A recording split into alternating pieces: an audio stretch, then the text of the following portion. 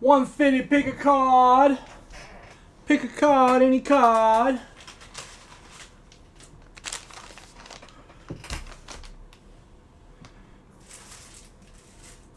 We'll get to work sealing up these repacks.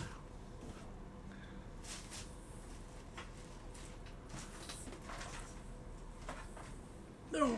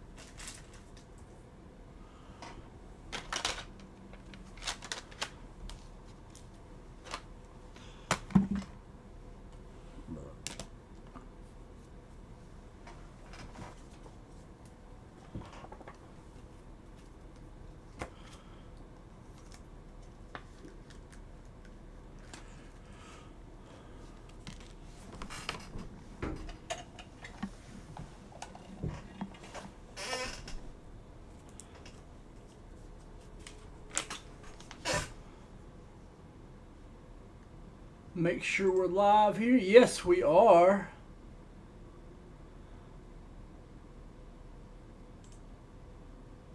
Yes, we are, sir.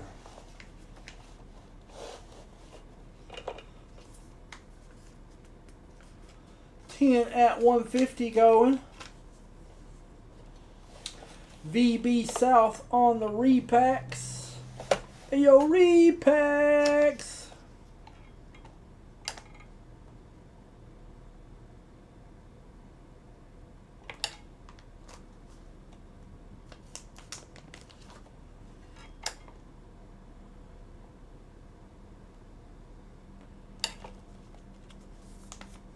Wait for people to come in, because, you know, it ain't nothing without the people. You need the people to make the streamal. Can't do it without the people.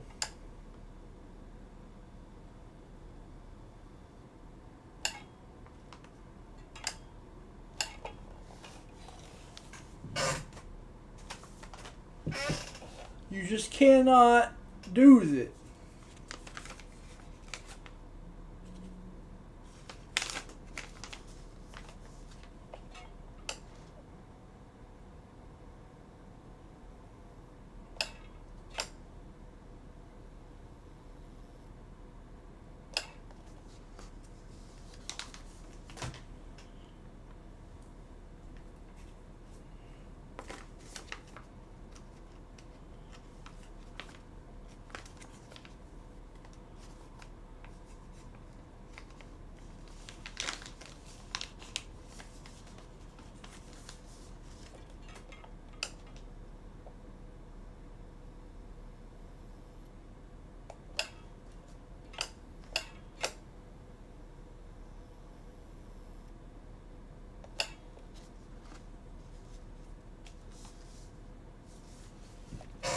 Ow, fuck. Sorry for that F-bomb there. That hurt.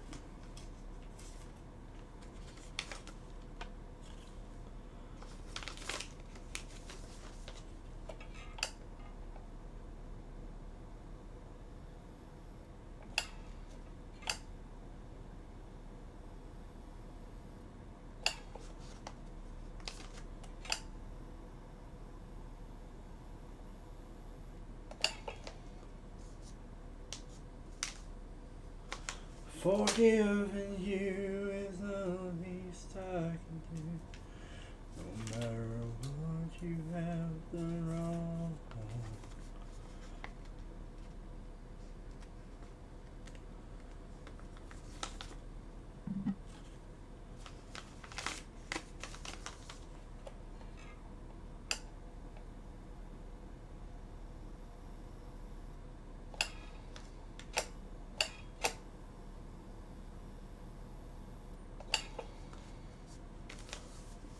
Go.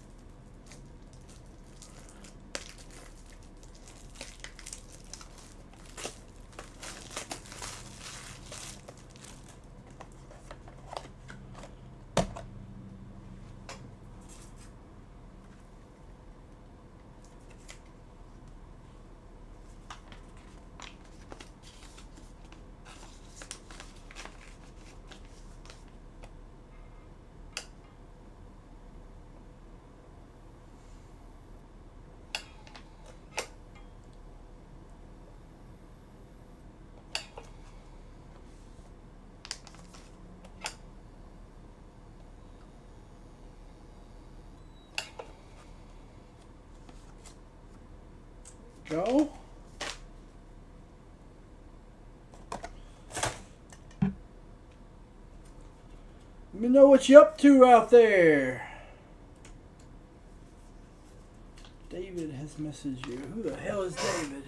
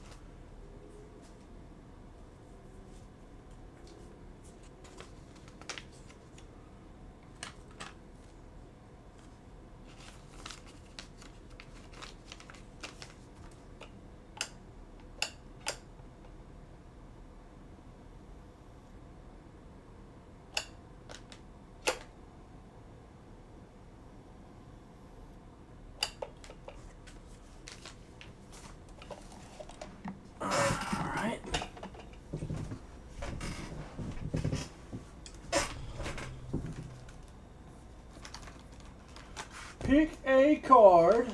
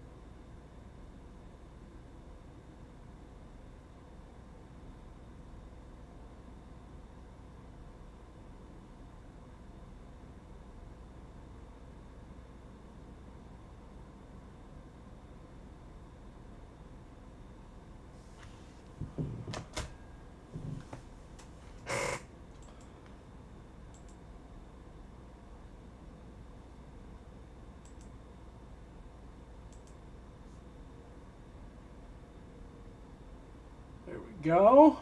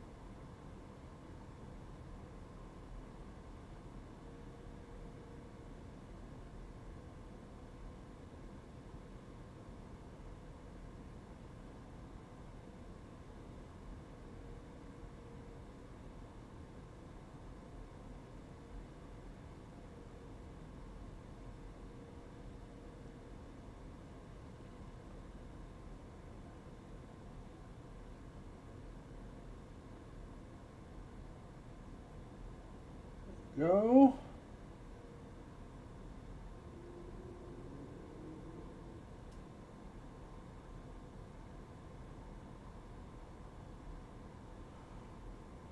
Hey Jarvie, what's going on, man?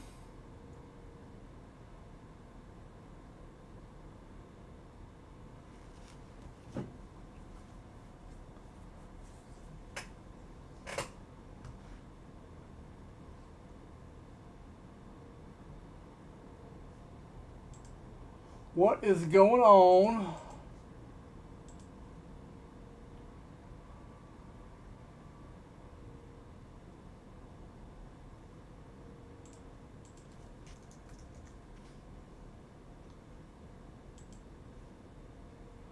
Taking these live.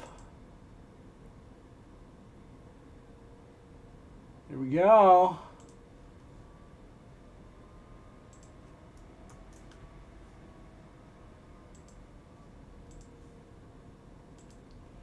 Yeah, that's what I did today. Taking care of a sick dog.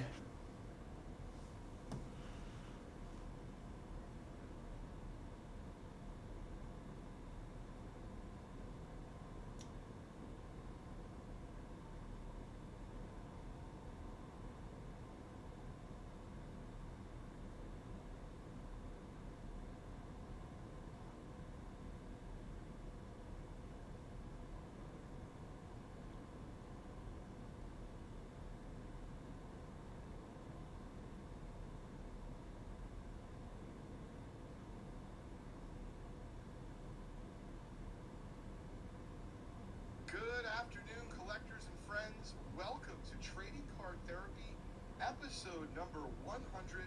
Yes, we've reached it. We were very excited.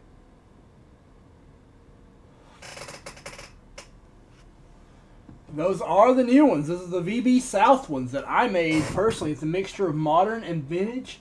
Some of the biggest hits include... Let me show them to you. I'll show them to you. Here's some of the hits Leighton just sent me. There's this beautiful Pee Wee Reese in a 2. It's a beautiful card. An iconic baseball card, really. Clemente. There's also a few Jaden Daniels and Caleb Williams 10s in there. Some good chrome autos. They're $100 a pop. Actually, yeah, I gotta fix that price.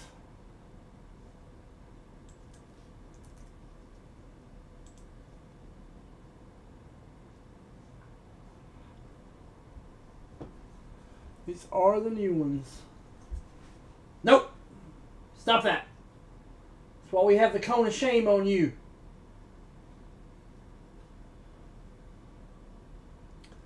Dog's got a hot spot. I've also got some signature.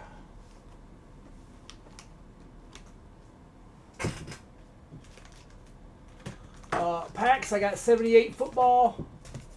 And I got 85 football. $150 is the bonus level you need to be at.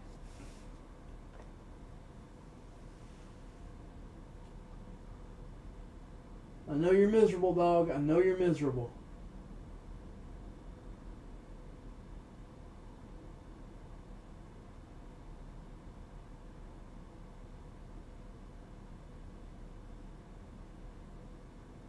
Yeah, she don't look happy at all with that thing on her.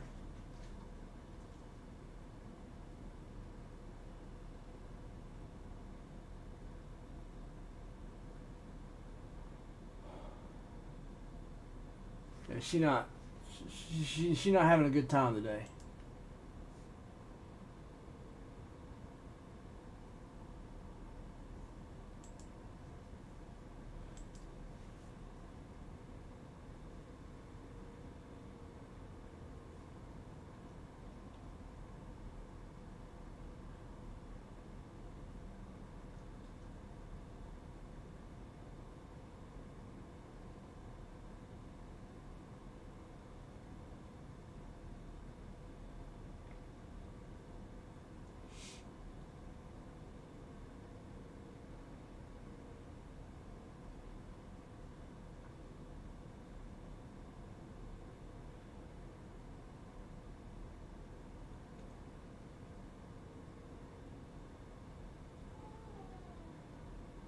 What up, Nick?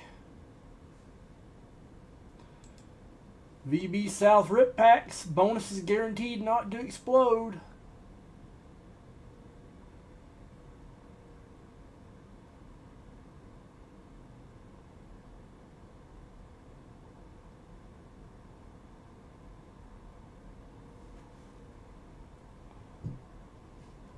Oh, let me adjust something.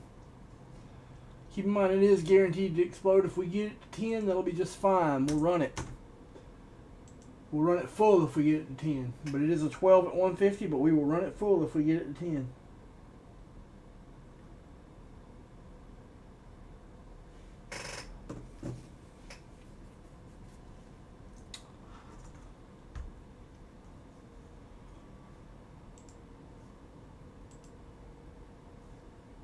Should have all the shipping issues on the website fixed.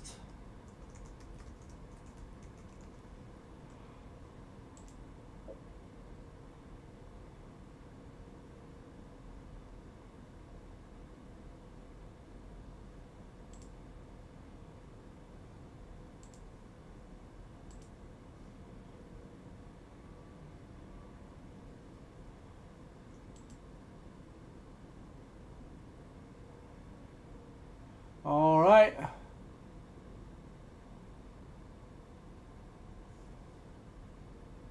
Let me know if you want to get some of these repacks, Eric.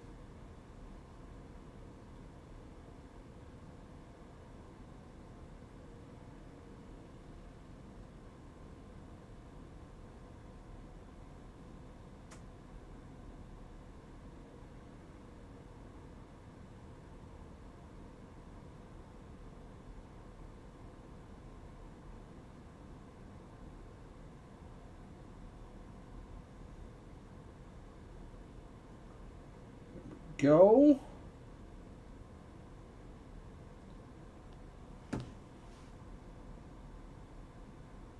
Damn. That look good as hell. Yeah.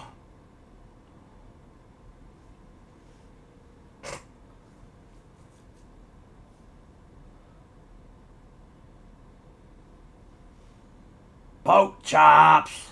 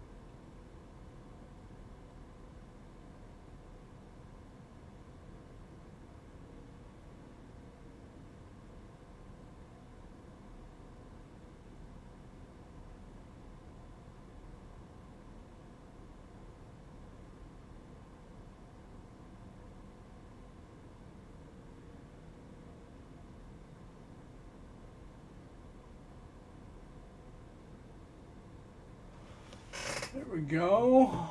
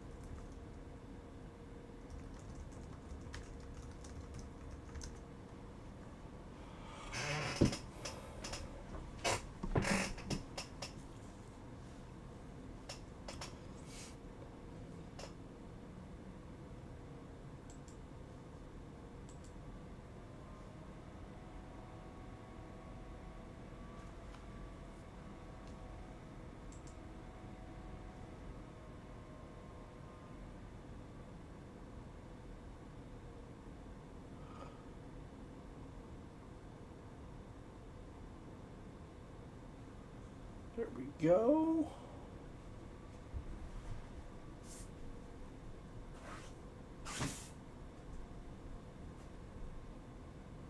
She's going nuts not being able to scratch that.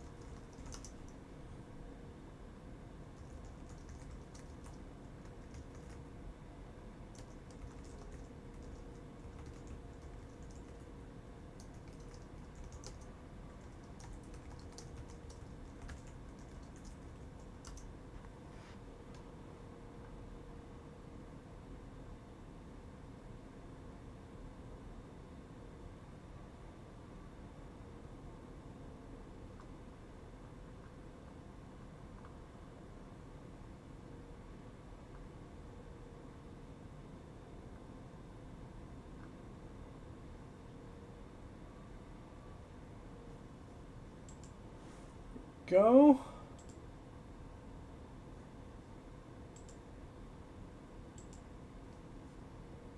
Order up. There we go, Nick.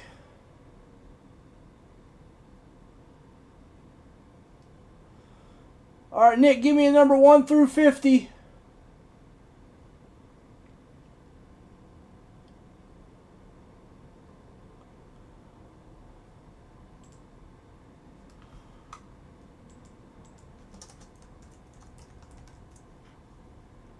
I see that. Also, Nick, pick 2. Pete Crow Armstrong, Kawhi Leonard, Pete Crow Armstrong, Jackson Merrill, Don Mattingly, Dylan Cruz, Lou Whitaker rookie, John Elway, Dorsett, Mike Schmidt, Tony Gwynn jersey, Lawrence Taylor, Larry Fitzgerald medal, or O'Neal Cruz of the Montgomery. Pick 2.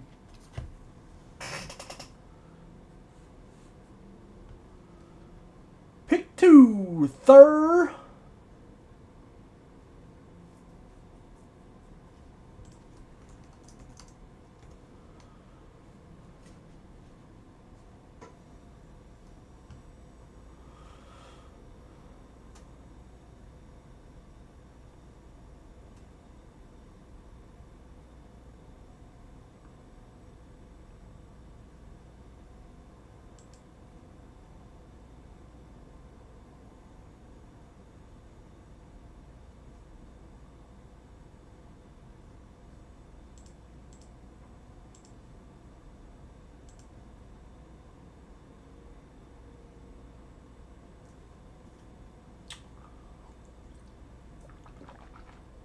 What's up, Kusaba?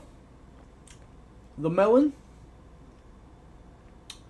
The Kusaba melon.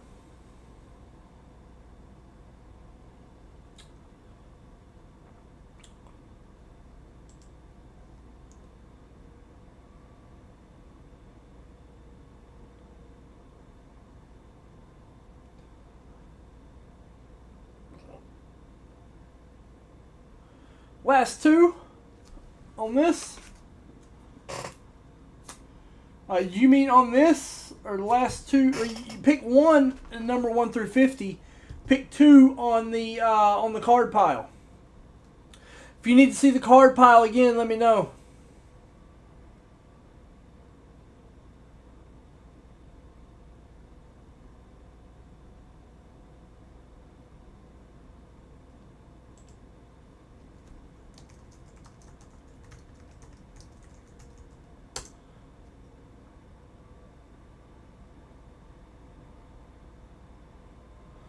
Oh, yeah, my puppy's under the weather too. She's got a hot spot on her back.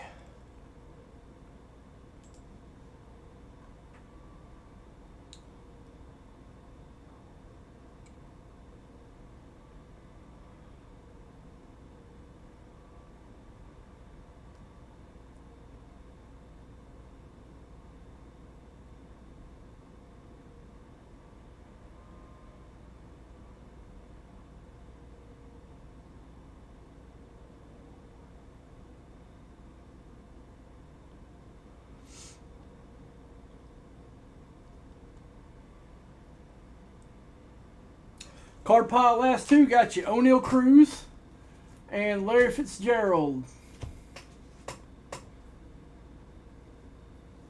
What you want on the rip packs? Number 1 through 50.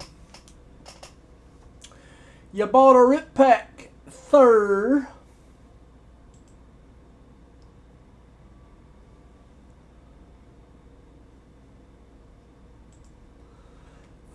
Third.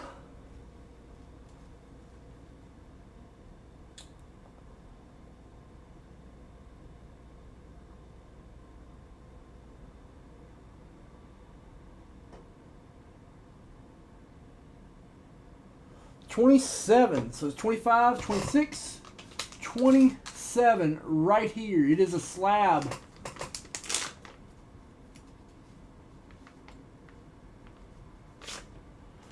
Topps Chrome PCL Refractor Pedri in a 9. with these 2 cards. Hope you have some good luck on your set spots. That's not a great result. It'll work, but it's not a great result. Pedri's a really good player. But I don't know if you do soccer.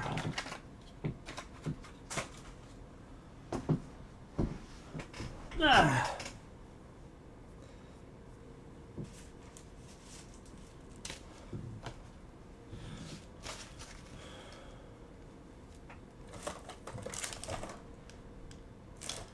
Old Pedri.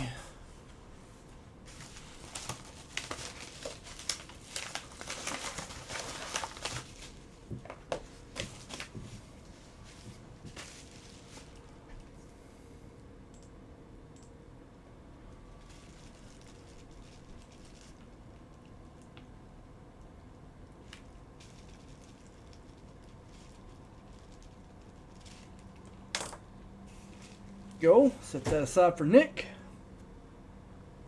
Who's next?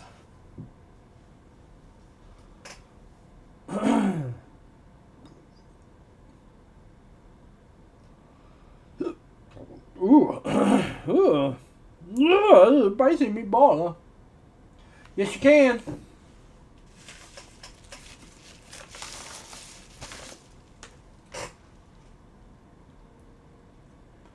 Top Chrome Refractor of Pedri. It really should have 10. I'm surprised at 9. But you never really know with PSA these days.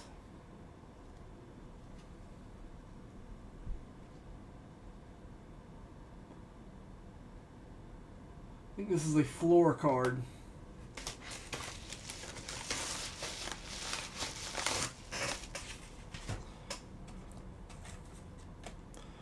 All right, next will be 1 through 49.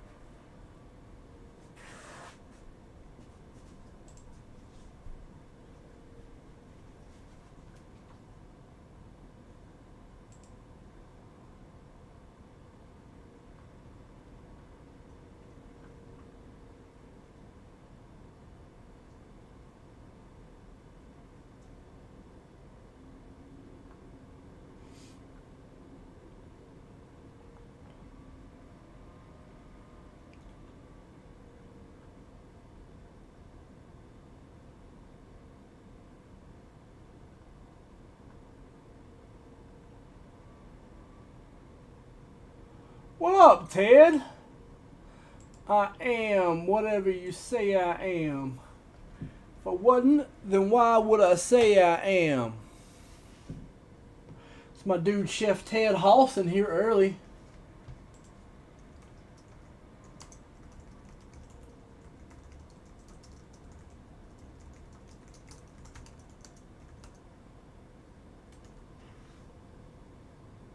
Oh, to all the Ghost viewers. Hello to Ghost Dad. I am whatever you say I am. If I wasn't, then why would I say I am? Stupid lyrics, man, but whatever.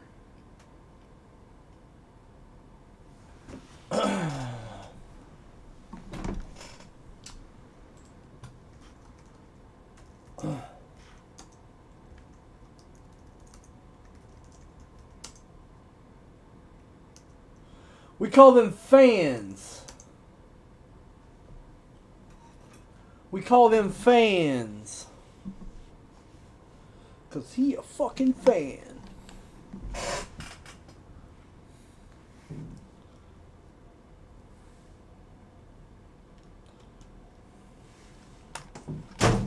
I got fans.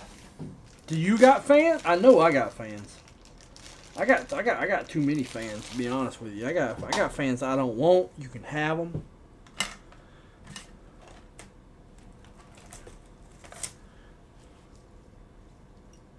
And they long-term fans for years. I just need to tell them that I gave it the office and I don't want no more.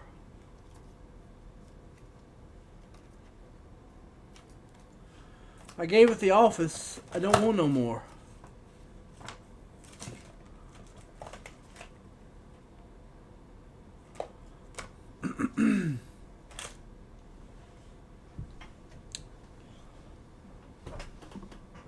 You got a repack for? I do. Did you grab one? So I made this VB South repack. It's got some good cards in it. I'll put the link here in chat for my junk. I mean, it does have some like floor cards in it.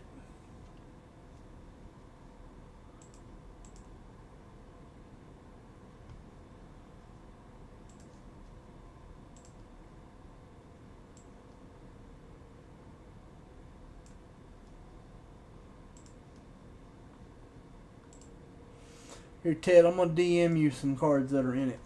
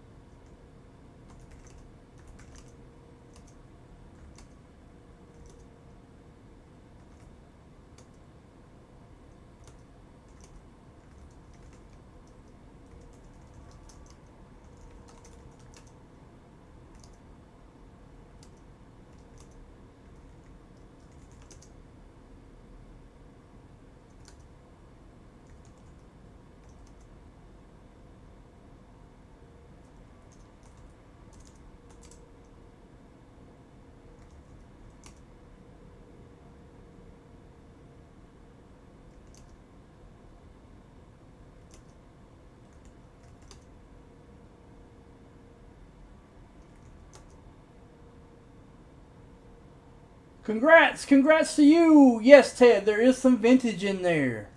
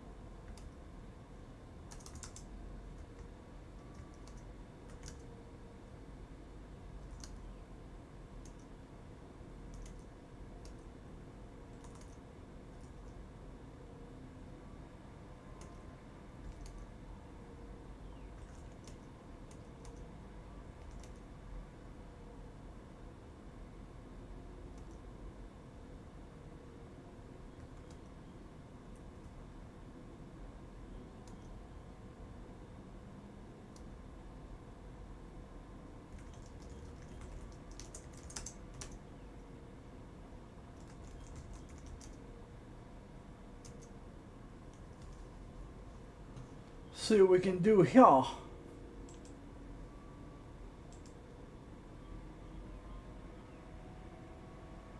Nick Mariachi getting into my 150.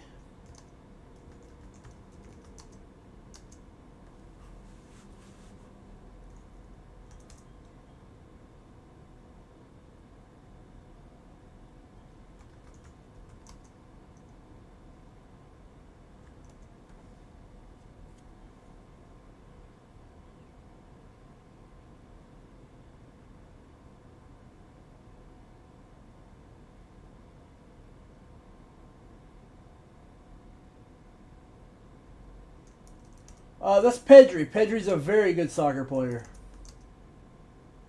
But yes, that is a floor card.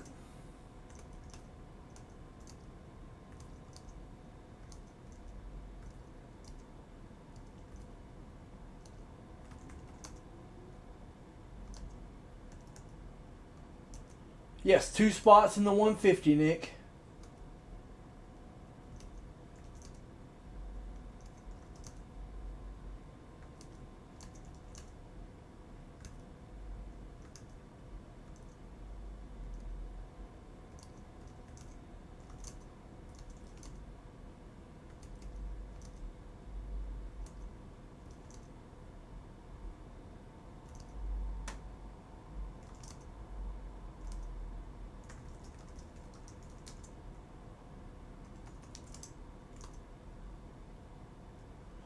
Eight left. Yeah, potentially 8 left. I will close it if only 10 get in. Absolutely.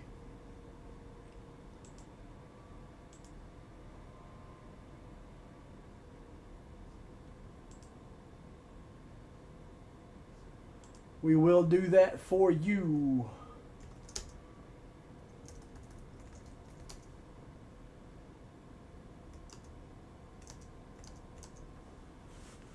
Yeah, but if it gets to within 2, I'm closing that stuff. I ain't letting that explode.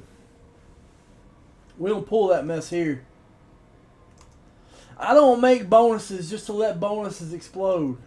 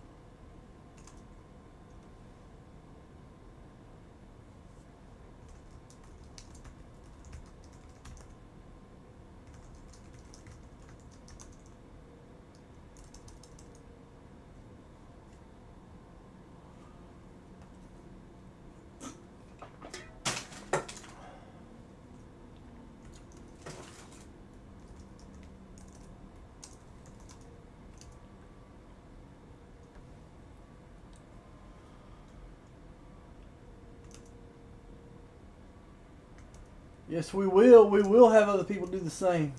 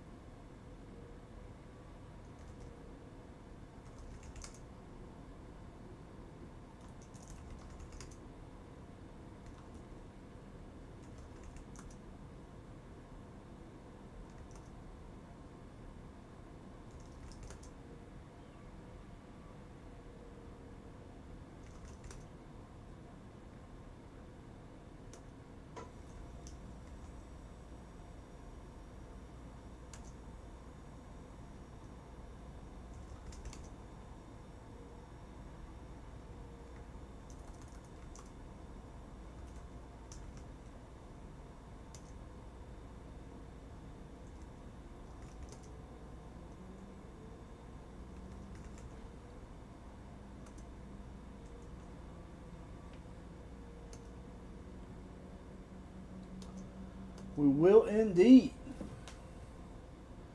I'm keeping an eye out.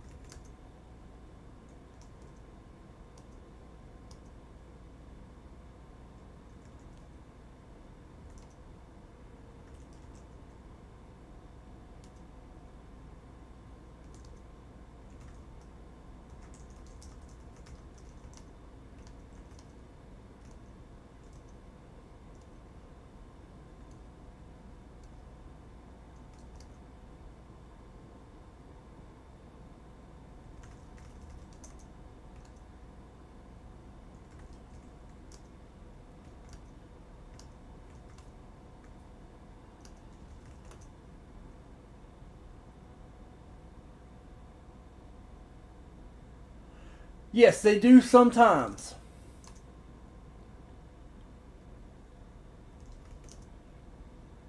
Particularly in the South breaks.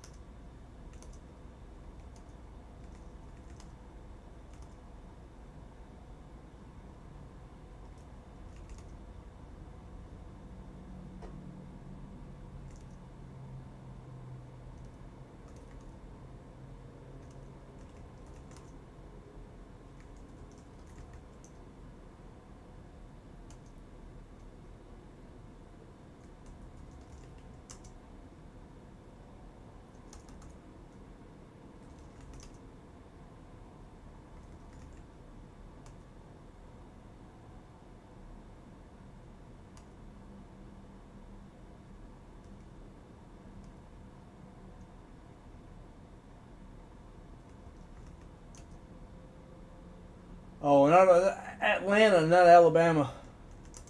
Alabama's definitely not on the table. Atlanta looks like it's going to get one.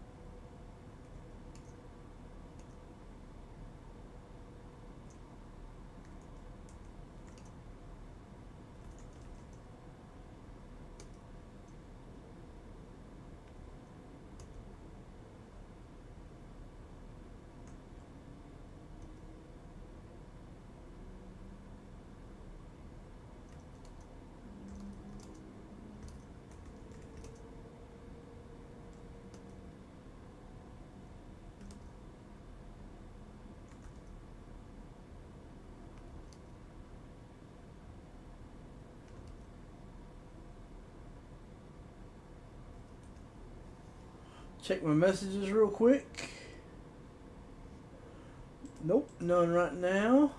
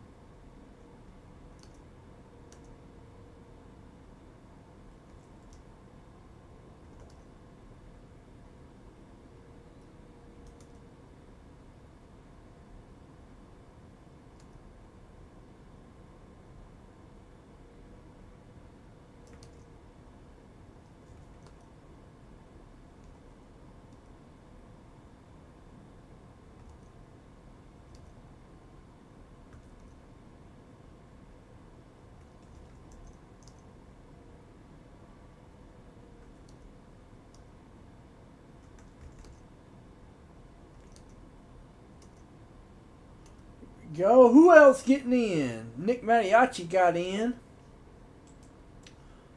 Let's do the thing and get the bonuses closed.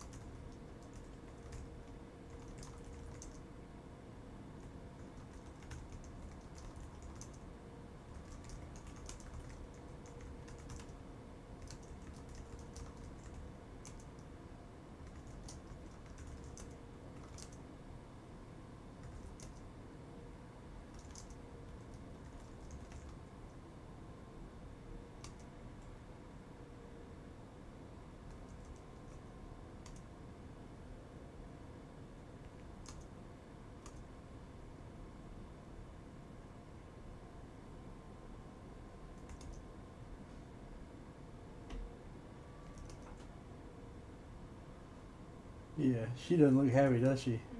Does it? She got Dildo. Yeah. I mean, I think that's gonna be like easier or better on her than the traditional cones. Yeah. So, Mommy.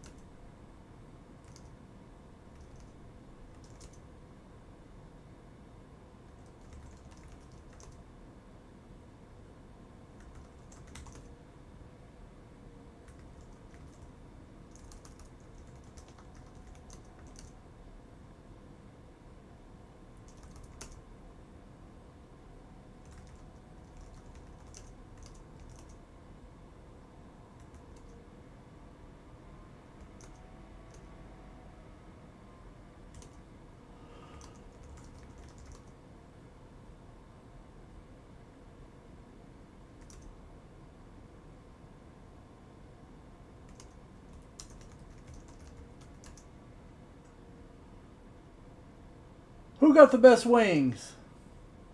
Atlanta? Yeah, Atlanta do. Atlanta got good wings. All right, finish that up. See if anybody got in. Not quite yet, but we will. The night is very young, sir.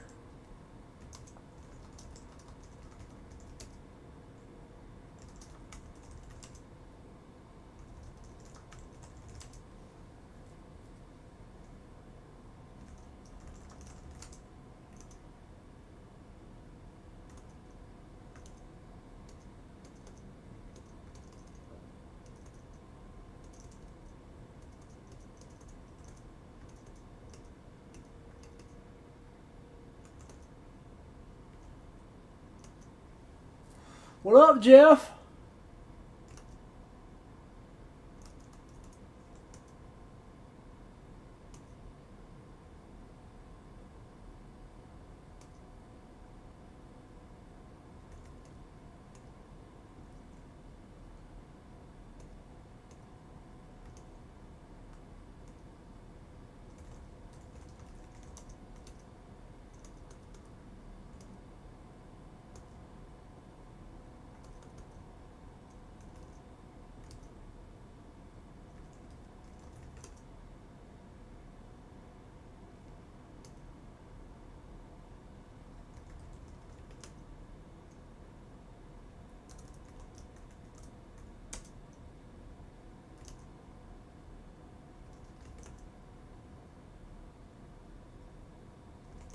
Grab one of these South repacks.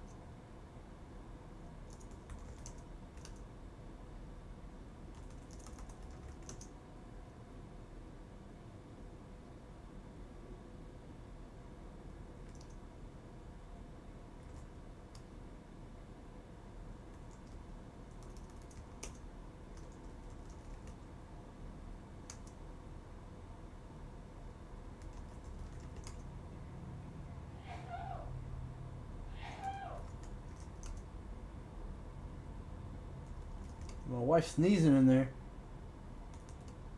She be sneezy sometimes.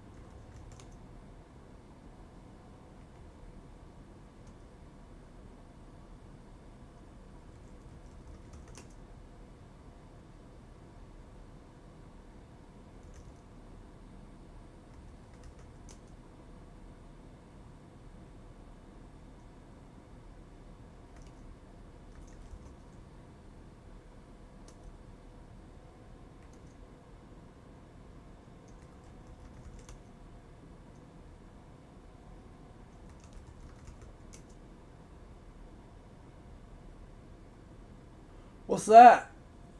Oh, College World Series?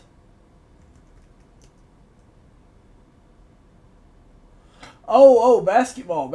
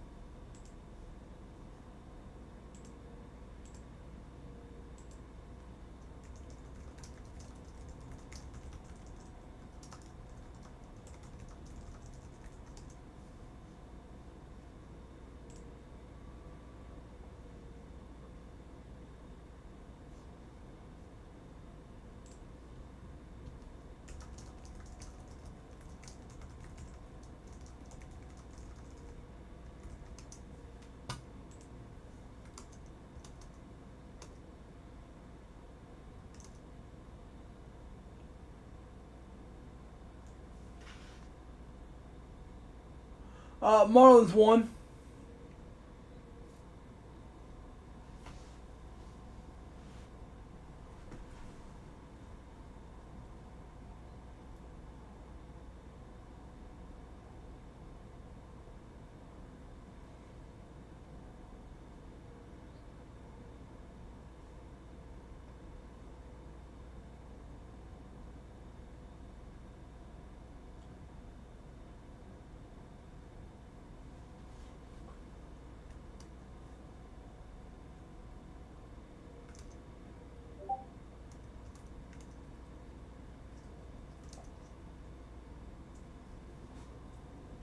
Yeah, stupid Marlins.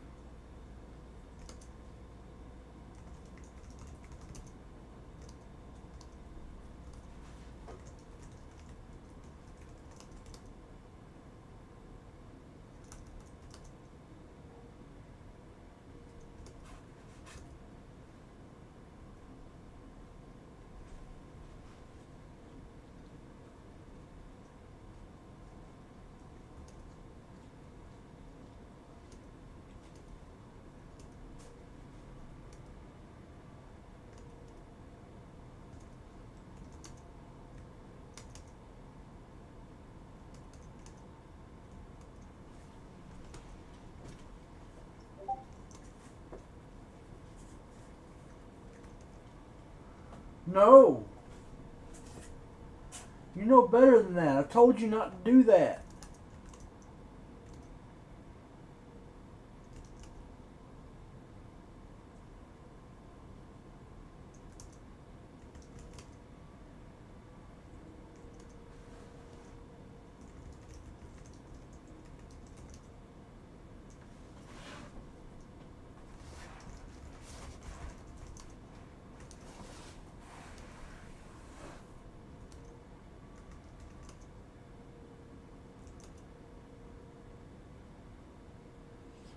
He is on a tear that absolutely no one saw coming.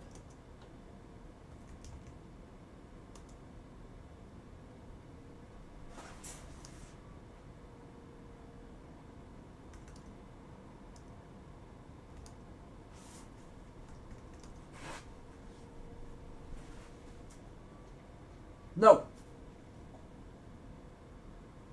Stop that, buddy.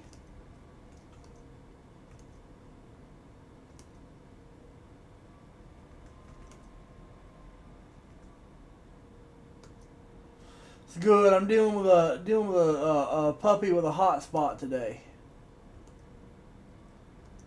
So you hear me yell, "Stop that!" It's because I'm yeah.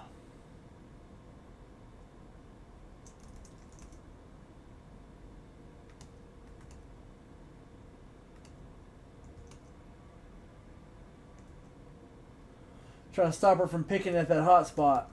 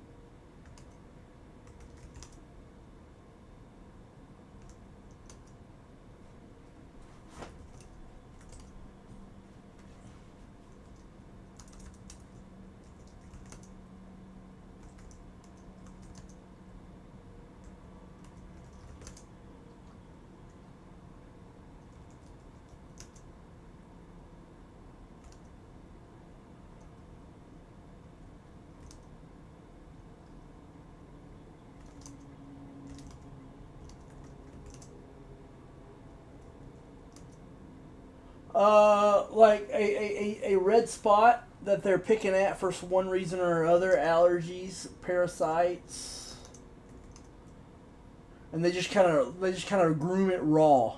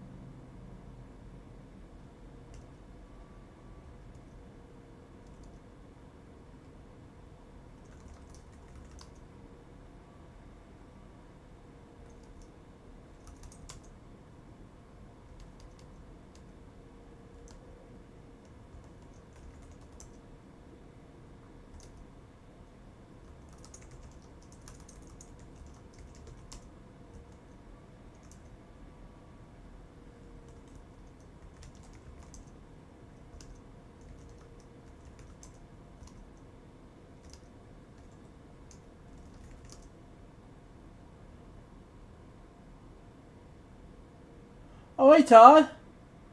Yeah, still in for Home Run Derby. I just need to know what to.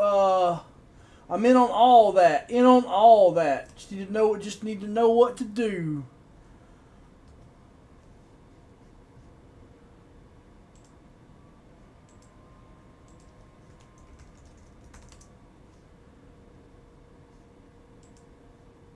Oh, I got to order up. Todd Malinowski. Todd, give me 3 numbers, 1 through 49.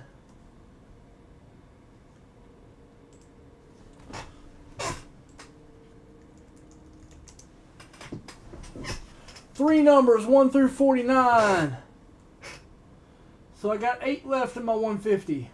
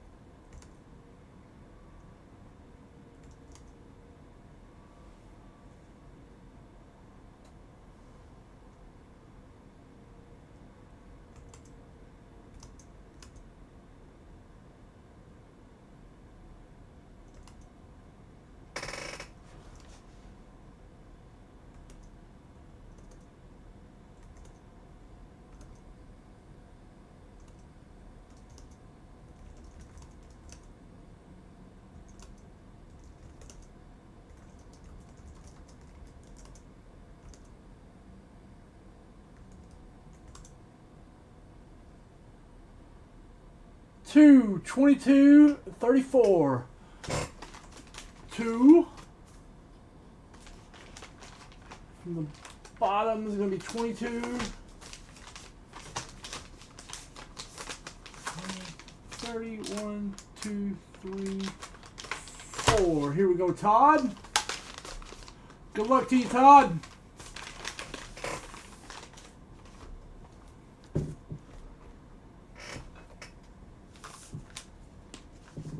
Todd Malinowski right here.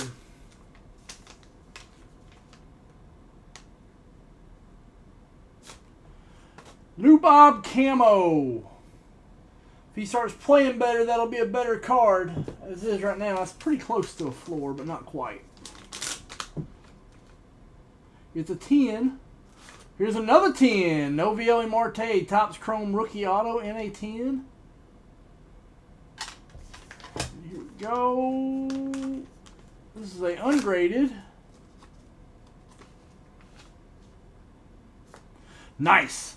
One of the top prospects in all of baseball, Felon Celestine. This is a Bowman Sterling on-card gold autograph numbered to 50. Nice. That's a good card. Felon Celestine for Todd Malinowski. This is 18648. Todd M. All right, good deal.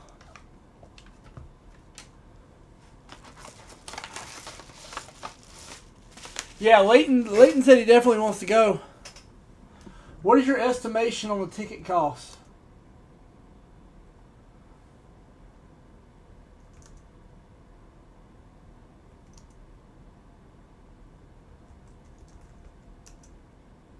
Todd is a solid guy.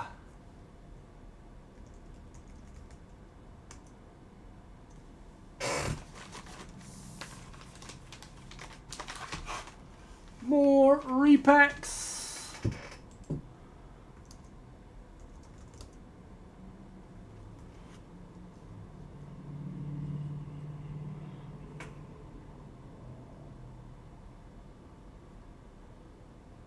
Todd, pick 2 cards. Pete Crow Armstrong, Kawhi Leonard, Pete Crow Armstrong, Jackson Merrill, Donnie Baseball in an 85 Diamond King, Dylan Cruz, Lou Whitaker rookie, John Elway in an 86, Tony Dorsett 82, Mike Schmidt 85 O-Pee-Chee, Tony Gwynn jersey card, Lawrence Taylor 84.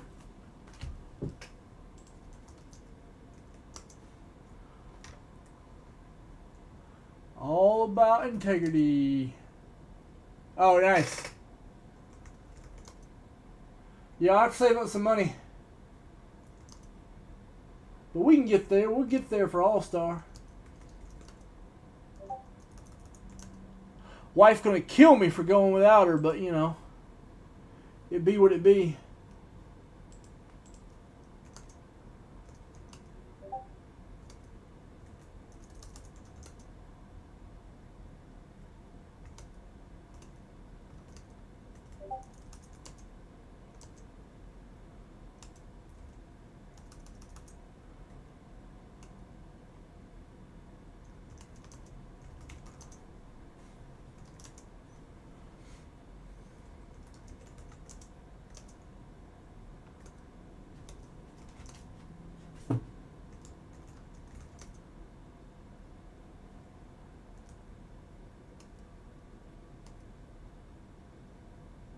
Nice.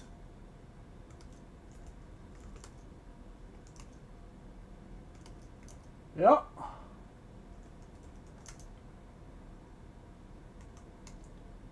Gwen and Merrill got you. I'm down for that. Get you some Padres. Some Padres. Gwen and Merrill for Todd Malinowski.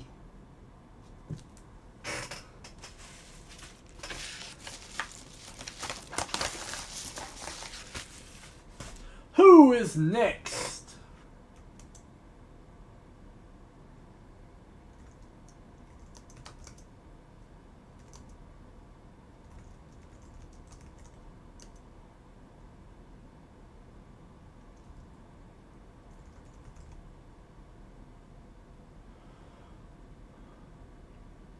I mean, we will be dancing on the ceiling.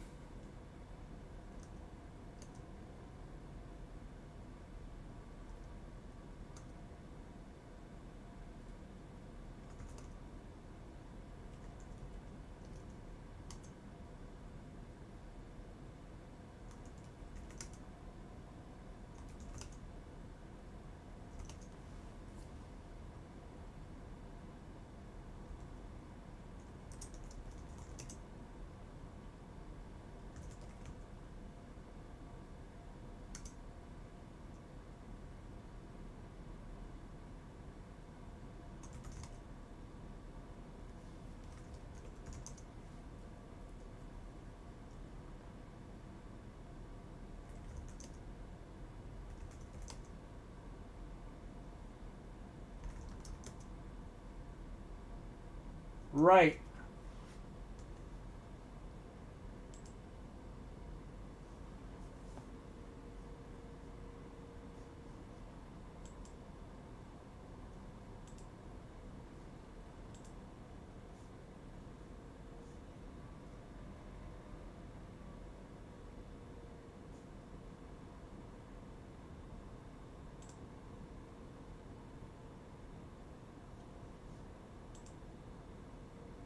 MJ had those fake shoes to lean forward. MJ had fake shoes?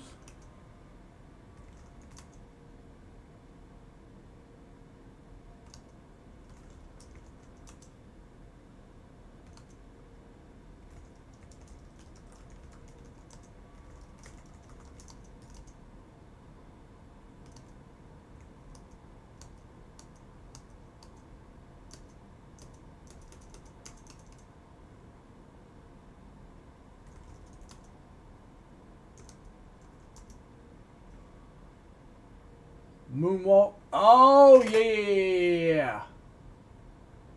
So he had special shoes to help him moonwalk. I believe that.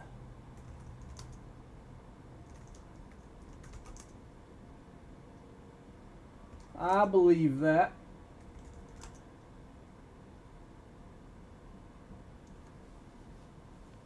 That's the conspiracy theory I believe wholeheartedly. 78 Topps packs, 85 Topps football packs, both football packs. If you want them, come get them. Signature 2025 Megas.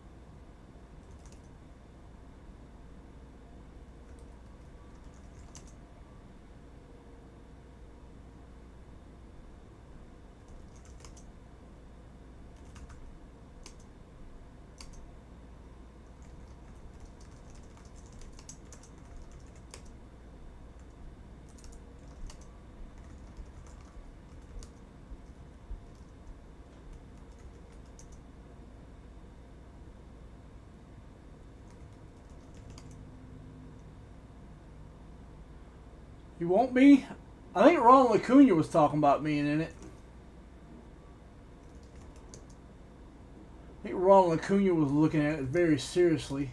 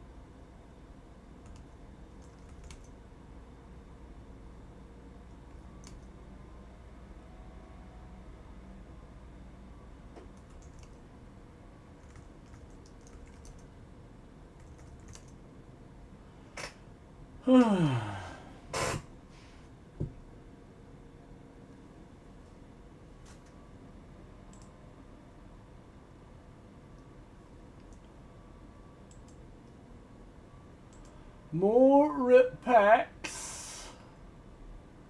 Hey, we got 100 signature football. What is that about? This is a mega box. Mega box.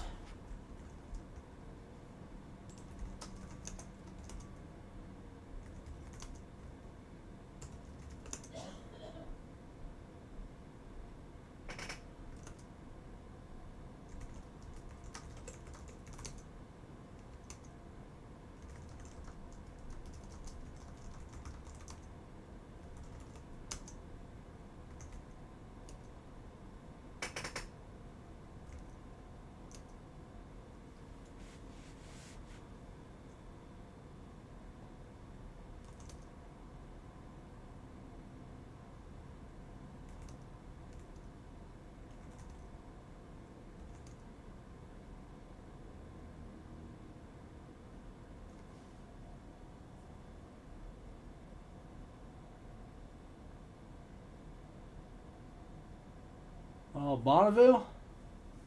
I got a new friend of mine who has an old pink and black Crown Vic.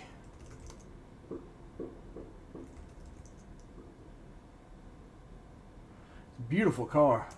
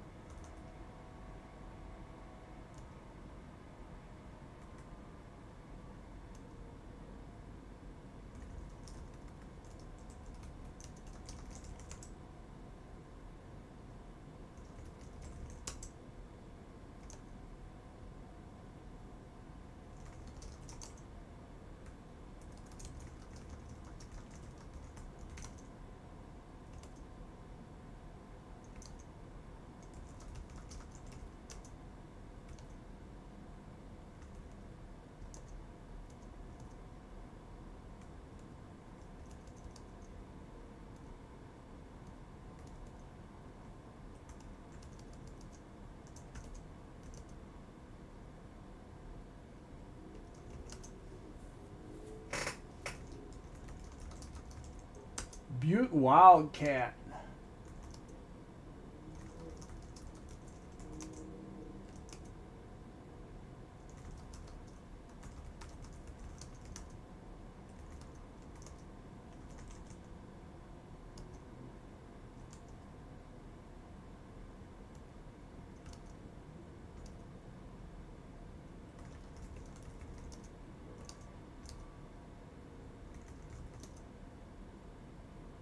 What you sorry about?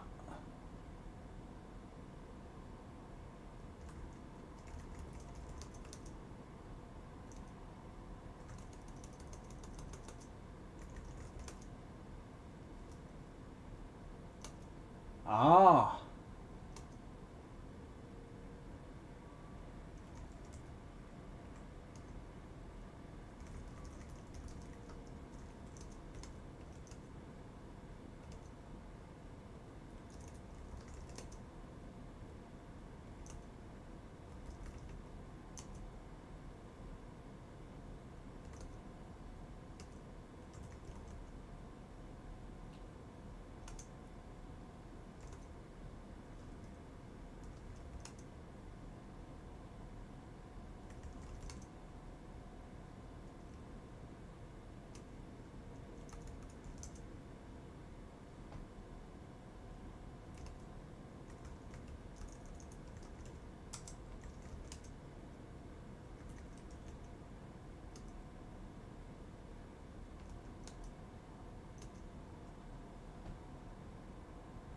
Nice.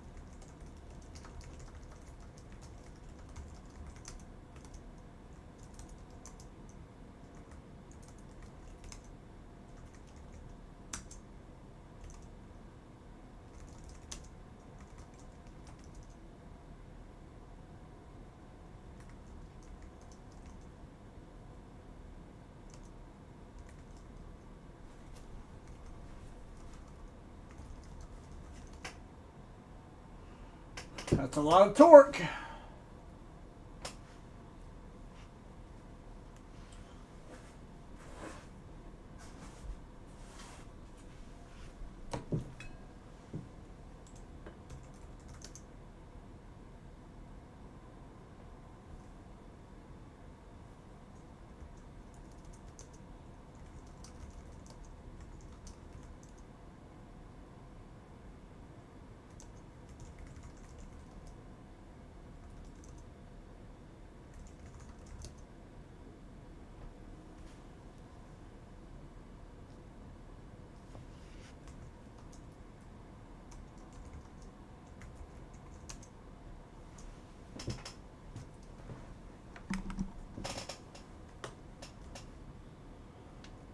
Boom, boom, ba boom, boom, boom, boom. Incentive are you offering on the packs? Can do.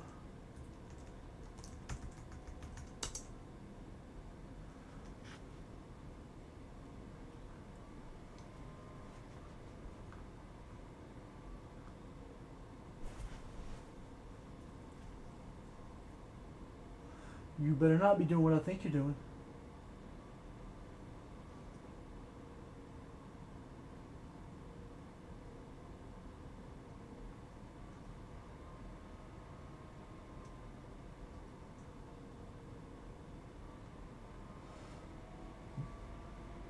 Oh.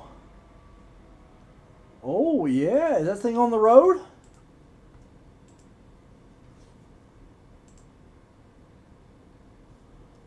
Yes. Yes. Pimp wagon. Pimp wagon. Callie, that's a pimp wagon. It's a pimp wagon, Callie. Pimp wagon. We pimp wagon it up.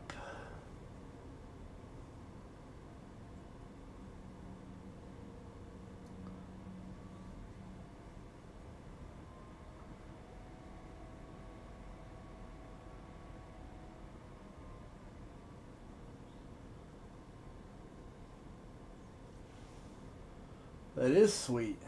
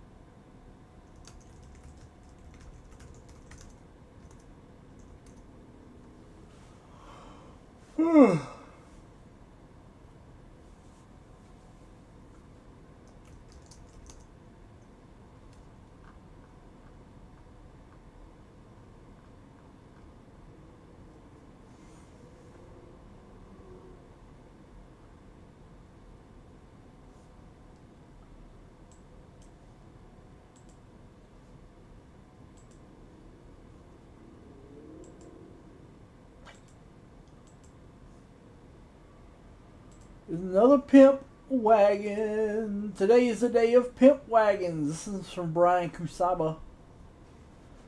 Guess this is what he's working on. Pontiac Bonneville. Pontiac Bonneville.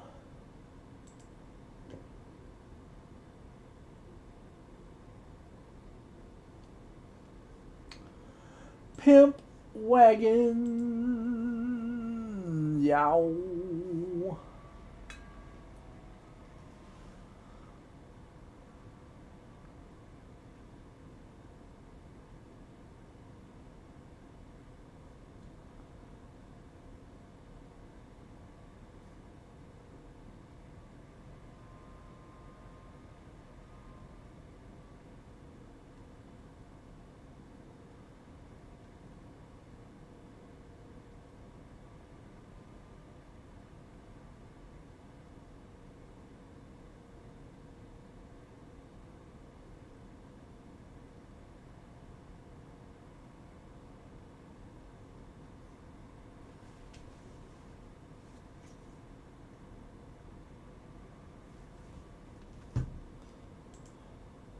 All right. Oh, let's see what's wrong with the puppy. A little Chihuahua. Chihuahua probably needs a little nail trim there.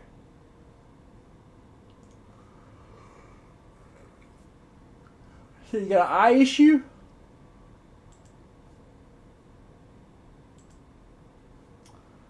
Putting spinners on them mugs. Day spinning, day spinning, day spinning.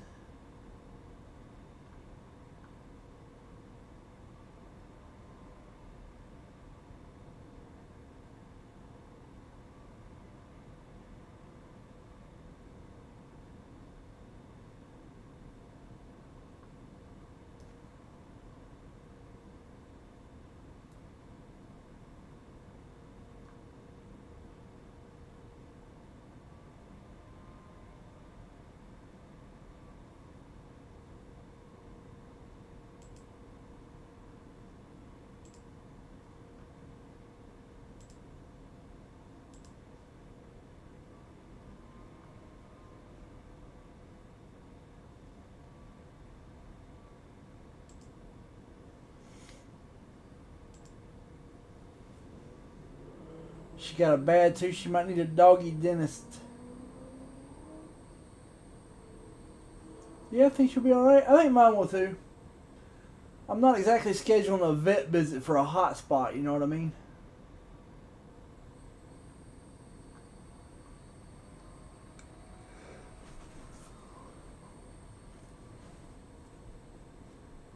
You can't reach it, can you? No, you can't.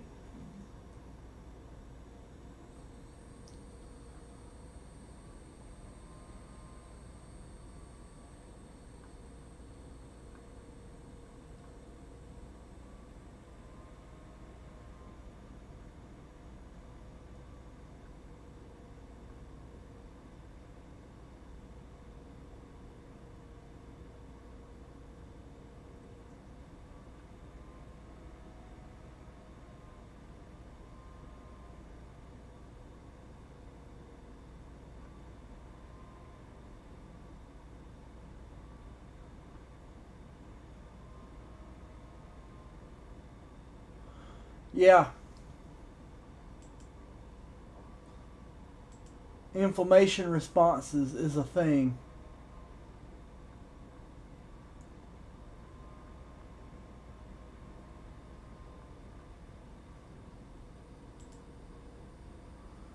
Ted says done.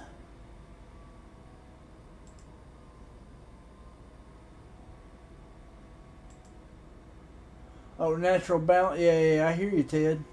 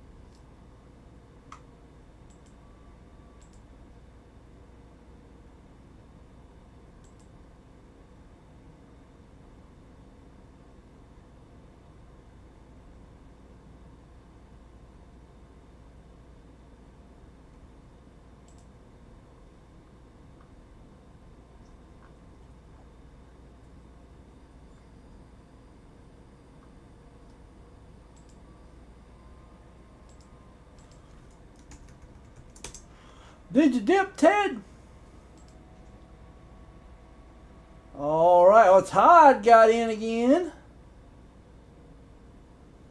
Alright. Todd, give me two numbers, 1 through 46. We'll open these for you first, Todd. Then we'll dip Ted. Dip Todd, dipping Ted.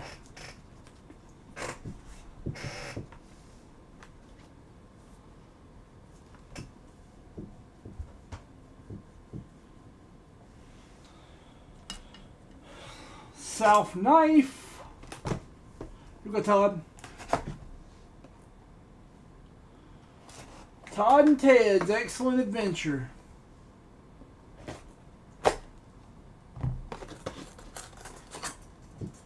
$8 and 23 got you.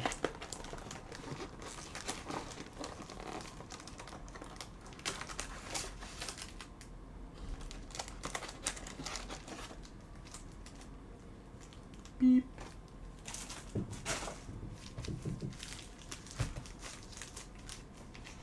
$8 and 23.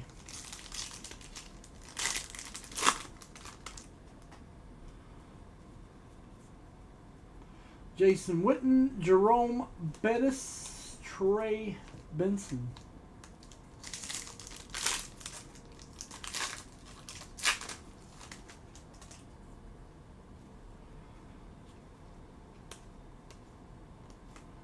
Jason Kelsey.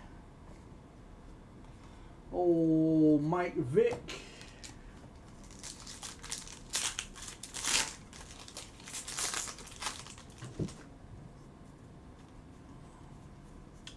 Jerry Rice, Gridiron Ambassadors. Caden Bullock.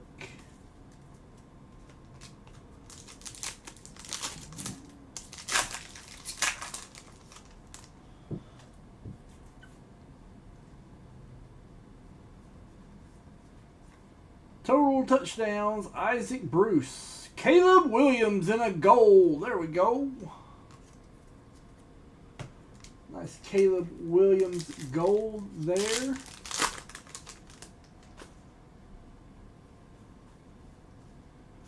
Total, hey, look at this. Total touchdowns, Barry Sanders. This is a blue, number 5 out of 5. Light, nice, low numbered Barry Sanders there. Ted, I see you. I see you, Ted. Oh, that's Kusaba. All right, Kusaba. I hope I have one more of those. Kusaba, I'm going to have to check see if I have one more of those. If not, I might have to sub it out for other things.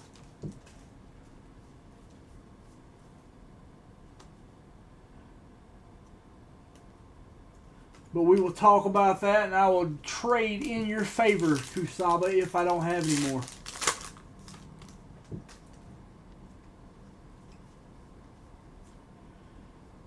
Coleman, Buffalo Bills. Sweet Barry Sanders there.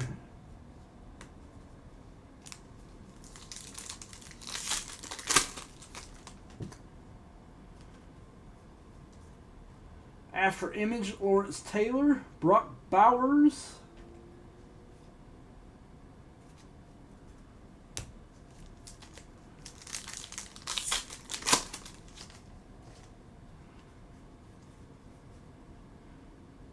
Tim Brown. There we go. Ted Halson getting in. Ted Halson getting in.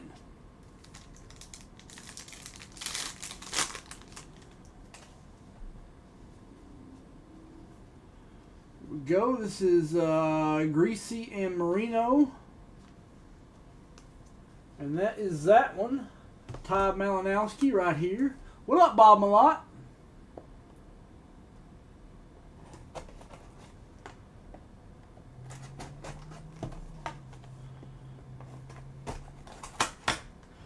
Todd, you hit a styrofoam block. Congratulations. See if we can top that Barry Sanders. See if we can top that Barry Sanders.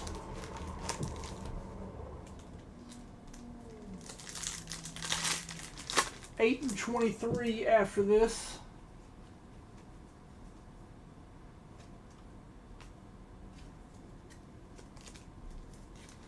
And then Ted Halson. Drake May. J.J. Watt.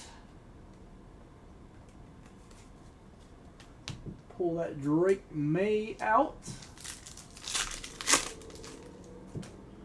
Bo. J.J. Watt. Jerry Rice.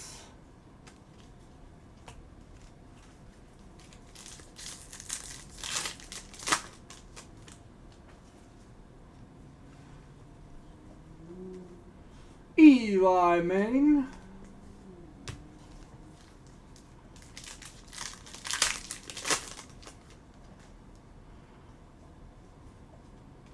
Total touchdowns, Marcus Allen, Braylon Rice.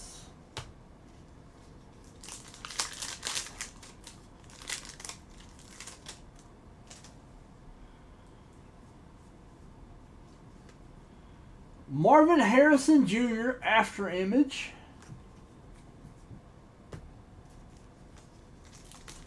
Number for the rip packs. I let people pick their repack. Jalen Simpson, number to 175. Pack numbers. Yep, pack numbers. Caleb Carson, Will Shipley.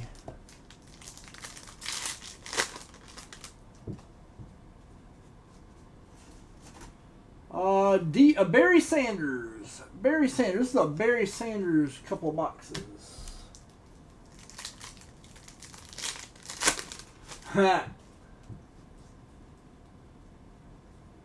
Bo Nix Gridiron Ambassadors. The first one was definitely better. All right, now we have to pick out 8.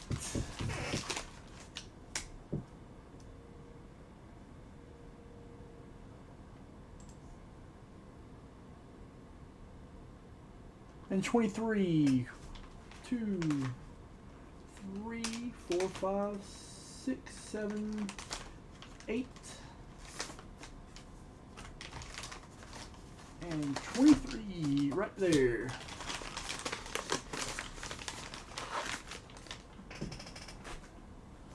Here we go.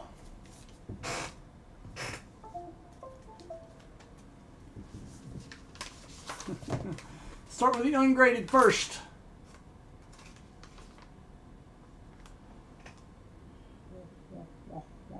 Wow. Just got called up. Brady House. My first Bowman autograph, numbered to 99. Great prospect. SGC slab is a 10 out of 10. Nice! Chicago Cubs prospect Kevin Alcantara. Purple autograph, number 10 out of 10. First Bowman. It's 2 decent hits. That's a good hit, actually. There we go, along with the number to 5, Barry Sanders.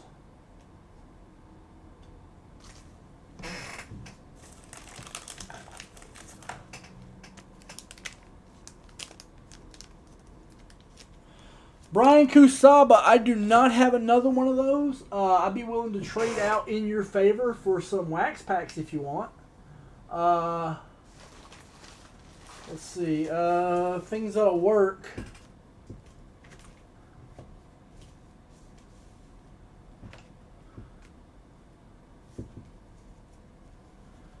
I'd do all 4 of these packs if you want 'em, if you want that, Brian. That's a great deal in your favor.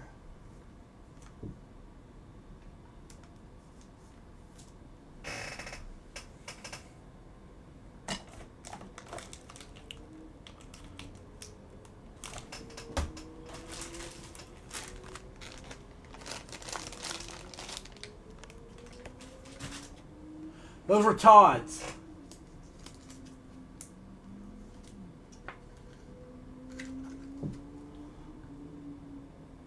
Yes, you do. Let me see how many I have left. So, 4 numbers between 1 and 41, Chef.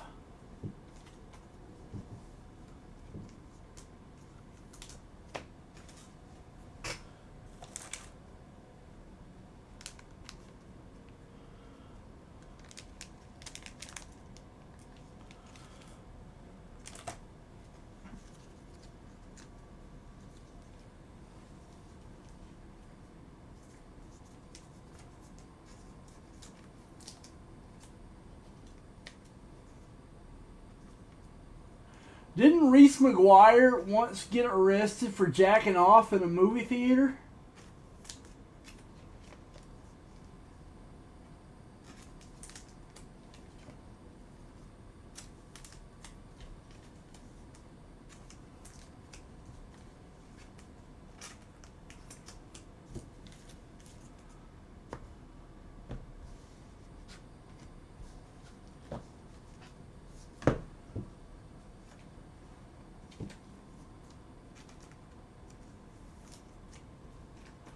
Three, 6, 23, 33, coming right up.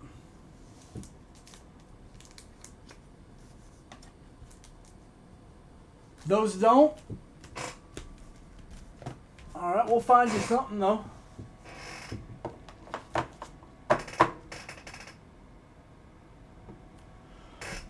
Do you want to wait for the North?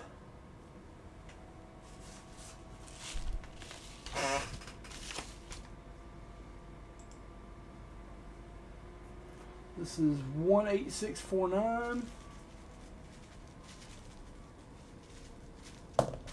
Todd M.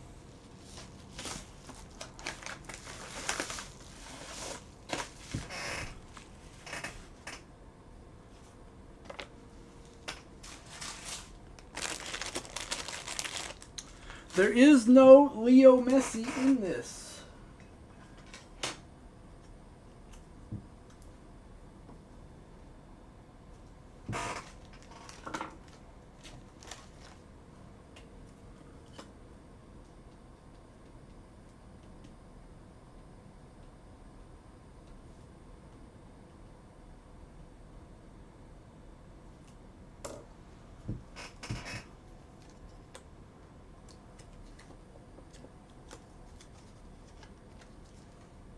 There is no Leo Messi in these. There's no, well, there's some soccer, but no Messi. All right, let's see. It's defiling. Defiling? Defiling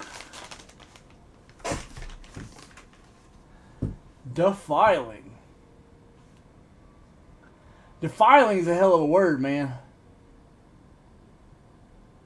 All right, it's 3, 6, 23, 33. 3, 4, 5, 6.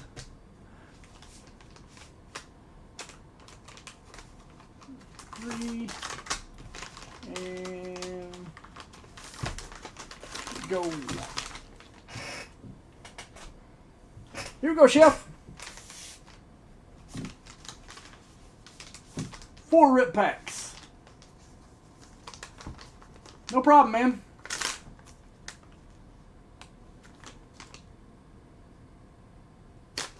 Austin Riley, draft picks, chrome refractor. Good player. It's a PSA 10 of his rookie, of his first Bowman. Beep.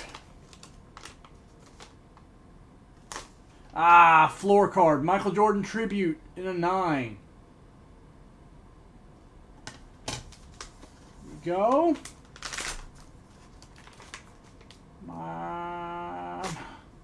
Sapphire Gold Novielli Marte to 15 in a PSA 10. Decent card. All right, we need fire here. Here we go. Oh. So this is one of the cards Leighton sent me today. This is one of the cards I don't have in hand yet. Leighton sent me today. That means this is one of the big hits. That means this is either the Pee Wee Reese, the Nolan Ryan, or the Roberto Clemente. This is one of the big hits. This is the Pee Wee Reese, the Nolan Ryan, or the Roberto Clemente. Chef, say win. Chef, say win. I want you to cross your fingers and do your little dance.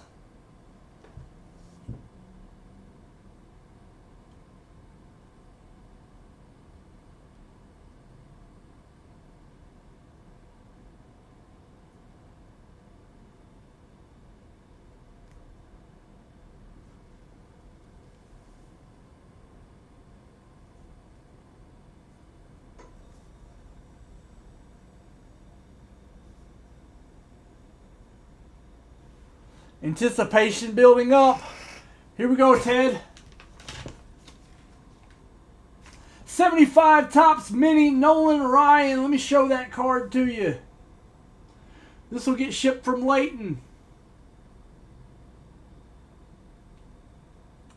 It is a PSA 7. 75 Topps Mini Lynn Nolan Ryan. I'm going to send you an image of it, Ted.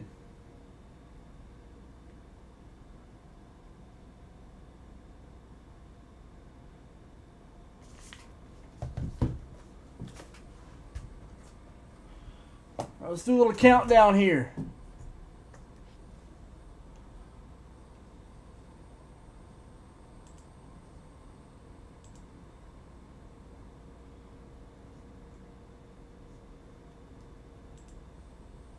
So there's 2, 3, 4, 5, 6, 7, 8. There's 4 left in the 150. Todd, you still with me? Pick 2, Todd. Pete Crow, Kawhi Leonard, Pete Crow, Mattingly, Dylan Cruz, Lou Whitaker, John Elway, Tony Dorsett, Mike Schmidt, Lawrence Taylor. You get to pick 2, and then Chef gets to pick 2.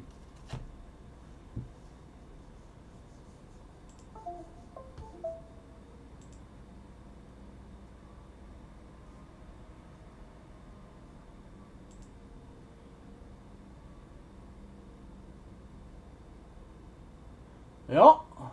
It is a mini goat.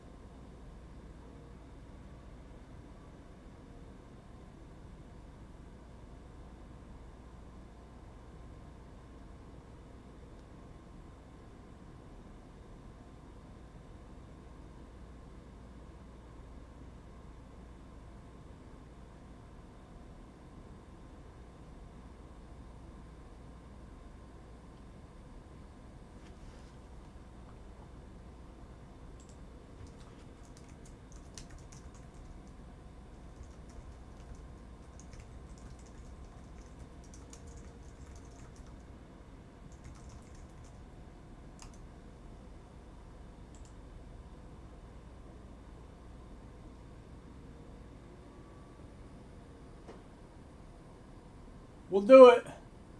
Whitaker and Elway.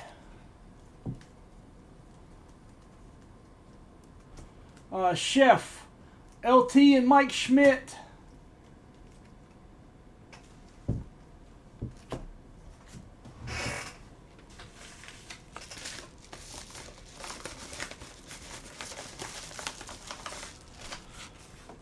All right, now let's put this aside for Chef.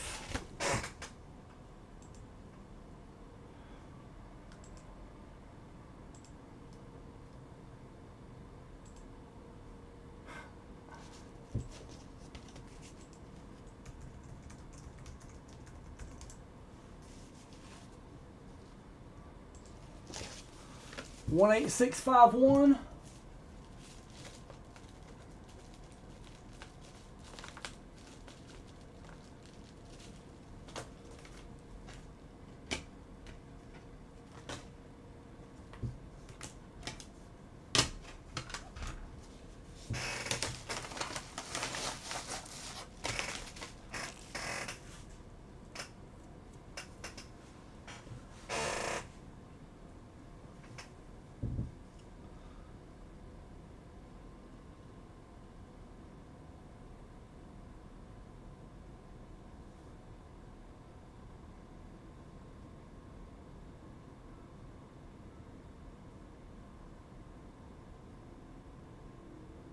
Alright, fellas, I gotta go check my smoker. I will be right back. I'm looking forward to that too. I want to see the goods.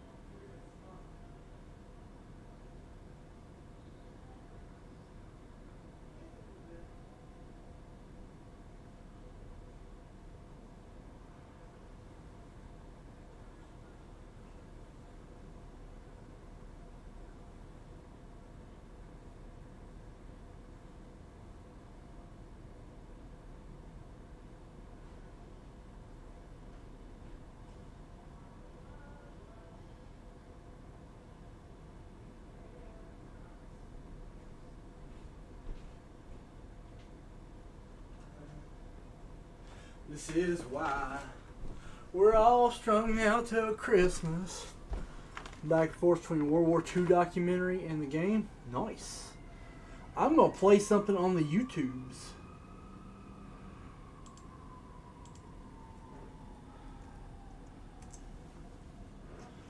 There are 4 left in that bonus.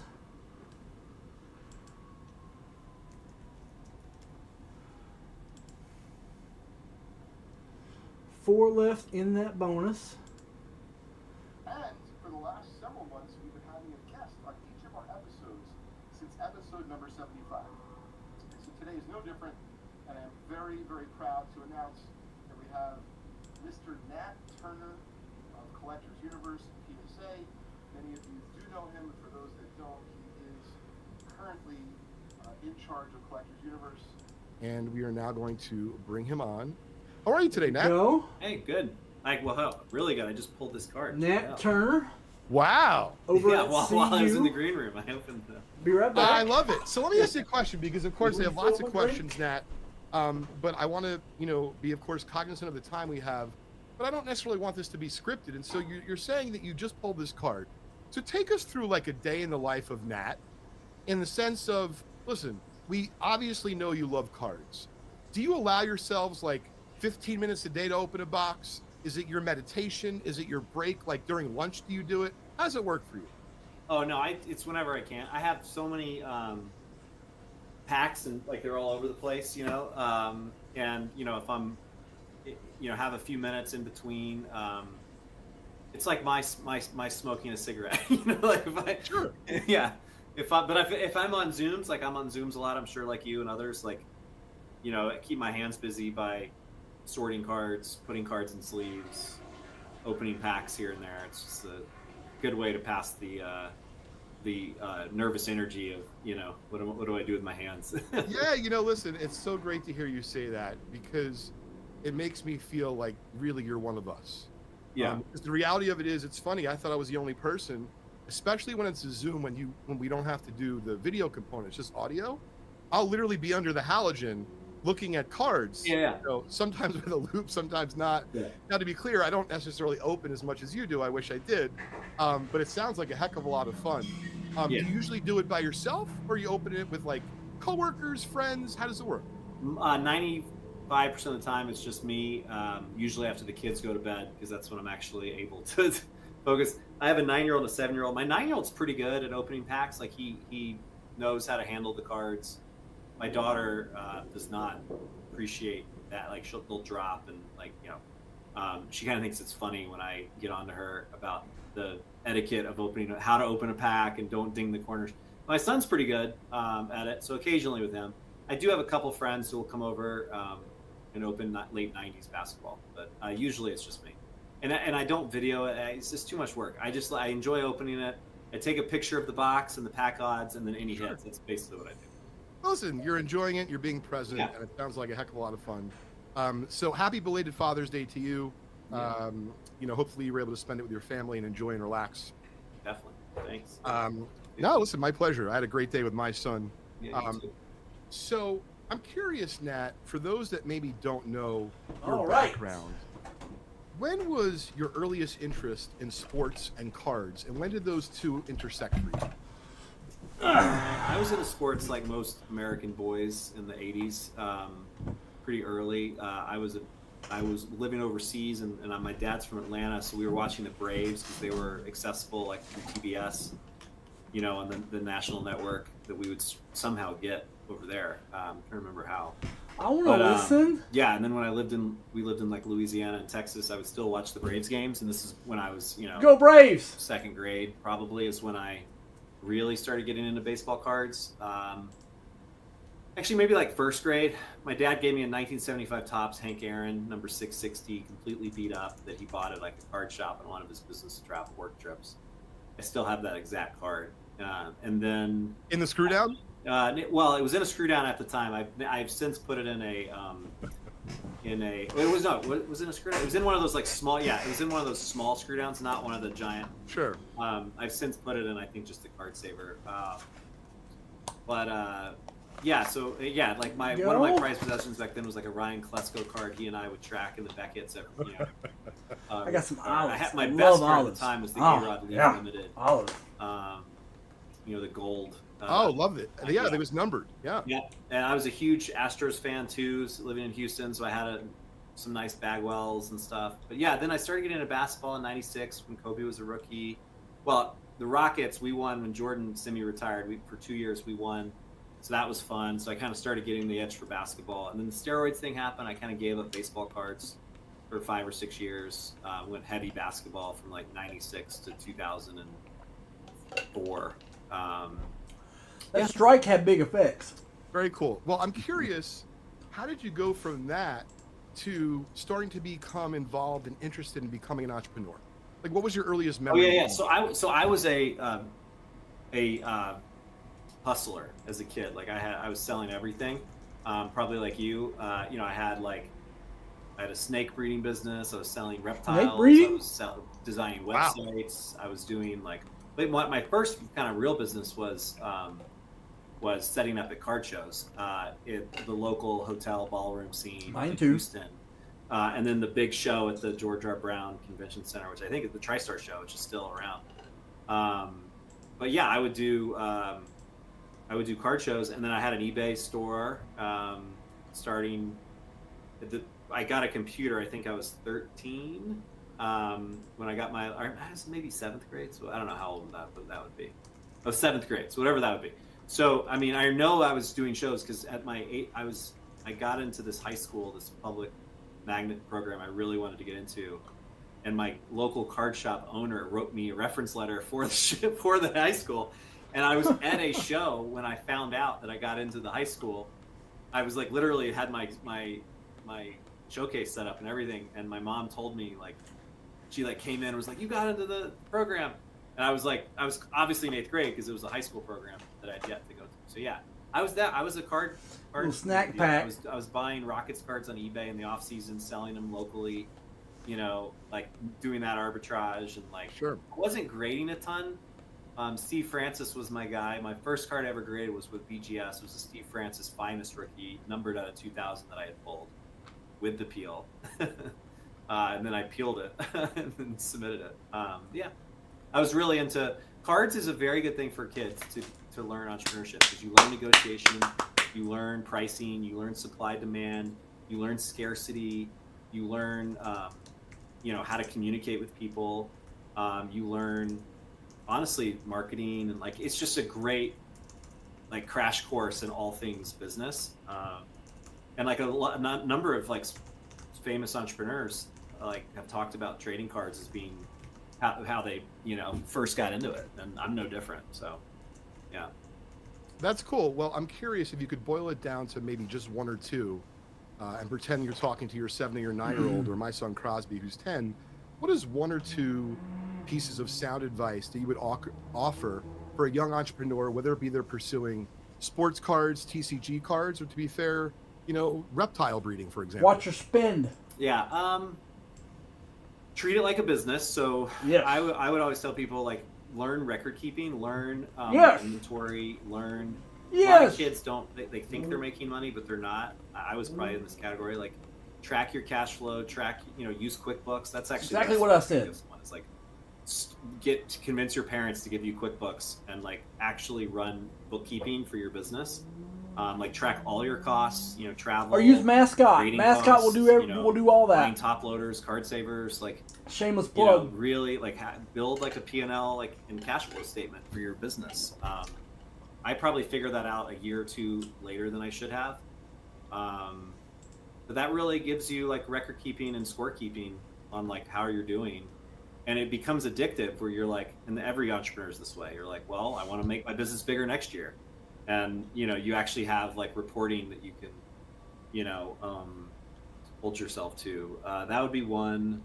I would say also too, don't forget about the in-person, relationship building. I think it's easy nowadays. Back then I had to, eBay was a thing, but card shows were critical to being a card person back then.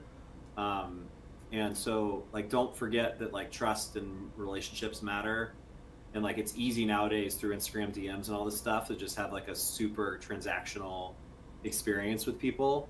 But like trading cards, it's no, still he is very not. emotional. Wednesdays. Like, you know, if you want to sell certain cards or buy certain cards from people, like, you know, it's not as simple as we just have a making an familiar offer. face Like, you on gotta, Saturdays now. It's you know, Dom. really Dom is back build with deep, us, long-standing running relationships. Saturdays, and I I'm think that's super true. happy about I having think Dom back. It's gonna be hard. It's gonna be. I think young kids are gonna be at risk of not understanding that in this like post-COVID Zoom world. You know, where they're just on their phones all day. I'm a big Like, fan get out of and go to Dom shows and and like, Rob. meet people, and you know, like learn how to talk to people, learn how to engage, remember names, learn, you know, like all that stuff. So Yeah, no, I pride myself on taking my son to a couple of shows, on showing him how to properly shake a hand, yeah, how to look someone in the eye when doing it, how to talk to them. And even though it's a little bit obviously unnerving and makes him shy and such at certain points, I think that it's it's a wonderful way to cut your teeth. And also we're sharing that experience together. So I really enjoy it. I always tell people this, like, you look back at who you went to high school with, the smartest people in your high school, like I tell people, like, they're not necessarily the most successful. Nope. And it's almost always the people who are the best at people skills. And, you know how to sell something, know how to build a trusted relationship with someone. Those are almost always the folks that, if success is what you care about, which is not necessarily what everyone cares about, but if it is, you know, it's not always going to be, if you're not the smartest kid in class, that doesn't mean anything when it comes to entrepreneurship. It usually means the kids who are most driven, most ambitious, and can put it all together with relationships. So that's great. It's why I'm encouraging my son to follow things like, even though I don't necessarily understand One Piece, I try to understand it with him because it's a passion of his, and I see all the little light bulbs going off in his head. In his head. Great. Yeah, it's like, just encourage that all day. Yeah, very, very much so. Don't tell them like, Yeah, so I'm curious because I know, you know, Look at this deal. Look at this deal. Kind dip clusters. $1.78 for the pack on clearance. I'm curious of this. So you know we do you smash. remember the moment that you realized that the collectors and the PSA deal was actually going to happen? Yeah. Meaning, you know, Dark you chocolate signed the vanilla contract, like, cashew. oh my Hell God, yeah. it's going down. Tell us about that. I'd love to hear. So it was a public company. We, I say we had I put a group of investors together with myself to try and buy the company. As a public company, as the target, it's not as easy as a private company. It's easier in some ways and a lot harder in others. So you have to get a board approval, but then you actually obviously have to get the shareholders to approve it. We chose to do a tender process. I think there's two ways you could buy a public company. You can take an offer to the board, they can put it up for a vote, you know, in the annual meeting basically, or special meeting, or you can do what's called a tender, where you know, initiate a tender offer with the board support, and 50% plus one vote have to tender their shares at whatever price and every shareholder gets the same offer. There's no, you know, it's just this price per share and simple. And you just hope you get 50% plus one. And we put in a fair offer, and then it got, you know, it did not get 50% plus one vote support, so it failed. And that was, you know, very disappointing. And you know, we decided to basically max out our next offer, where we were like, look, this is like all the money, you know, we can scrounge together under couches. You know, it was uncomfortable actually for everyone putting the money in, because like most of these people had no idea about trading cards. They were trusting me, and I'm like, hey, the price is going to be like 20% higher than we were hoping, or I think maybe even more, I don't remember. But you know, basically it was like we just decided to go best and final. I think it's like afternoon. You know, you're not negotiating with the board really, though. You're negotiating with this amorphous group of shareholders that you don't Yes, know. you did, Brad. Yeah, and so we're just like, I hope it works. And so, you know, and it was all, I mean, it was truly the most we were going to be able to spend on it. And yeah, we put it out, and I think it was right after Thanksgiving, we put out in 2020, we put out the first one that failed, and then the second one closed on February 8th, 2021. We kind of got word from our advisors that the tender passed. It passed the 50% plus one vote threshold maybe several weeks before that. And I was very excited because to me, I wanted to make trading cards my next profession.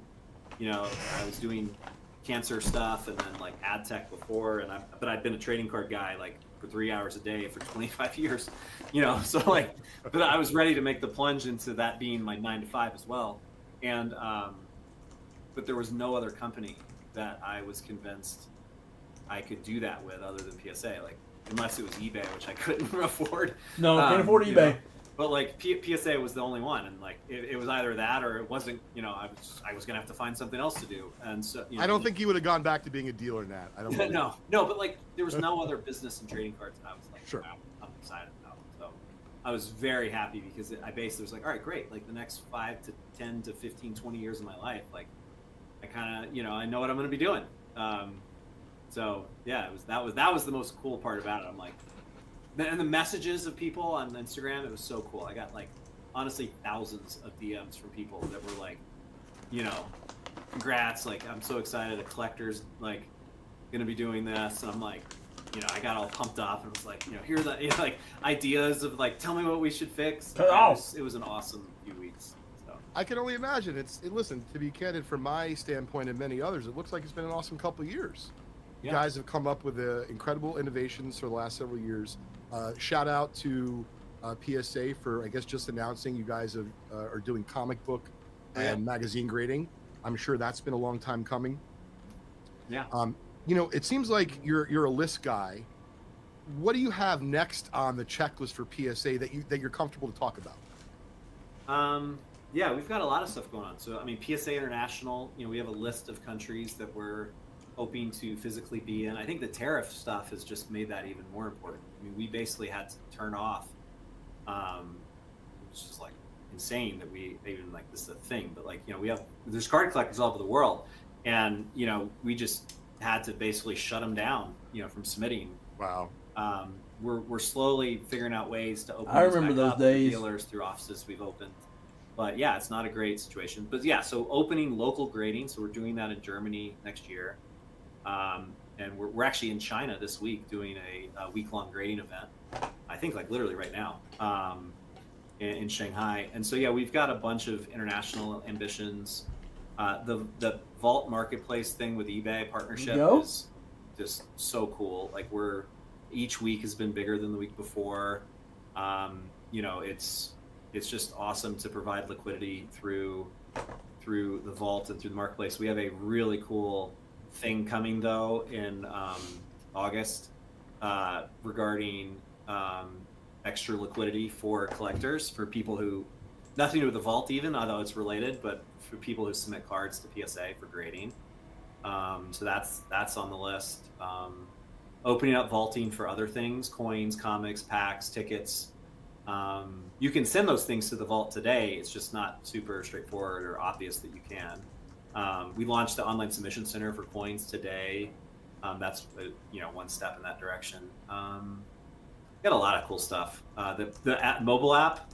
One thing I'll just say too, like AI grading, like we've got a really big investment. We have for years. We just haven't really talked about it. But we've been. I got some of the data today. Like we've been doing automated counterfeit detection for a couple of years now without people knowing, and we're catching the grading team probably would have caught most of these, honestly, but as a safety net, we've basically run AI counterfeit detection before grading, and it's pretty wild. I mean, like a quarter of 86 clear Jordans that are submitted to us are fake.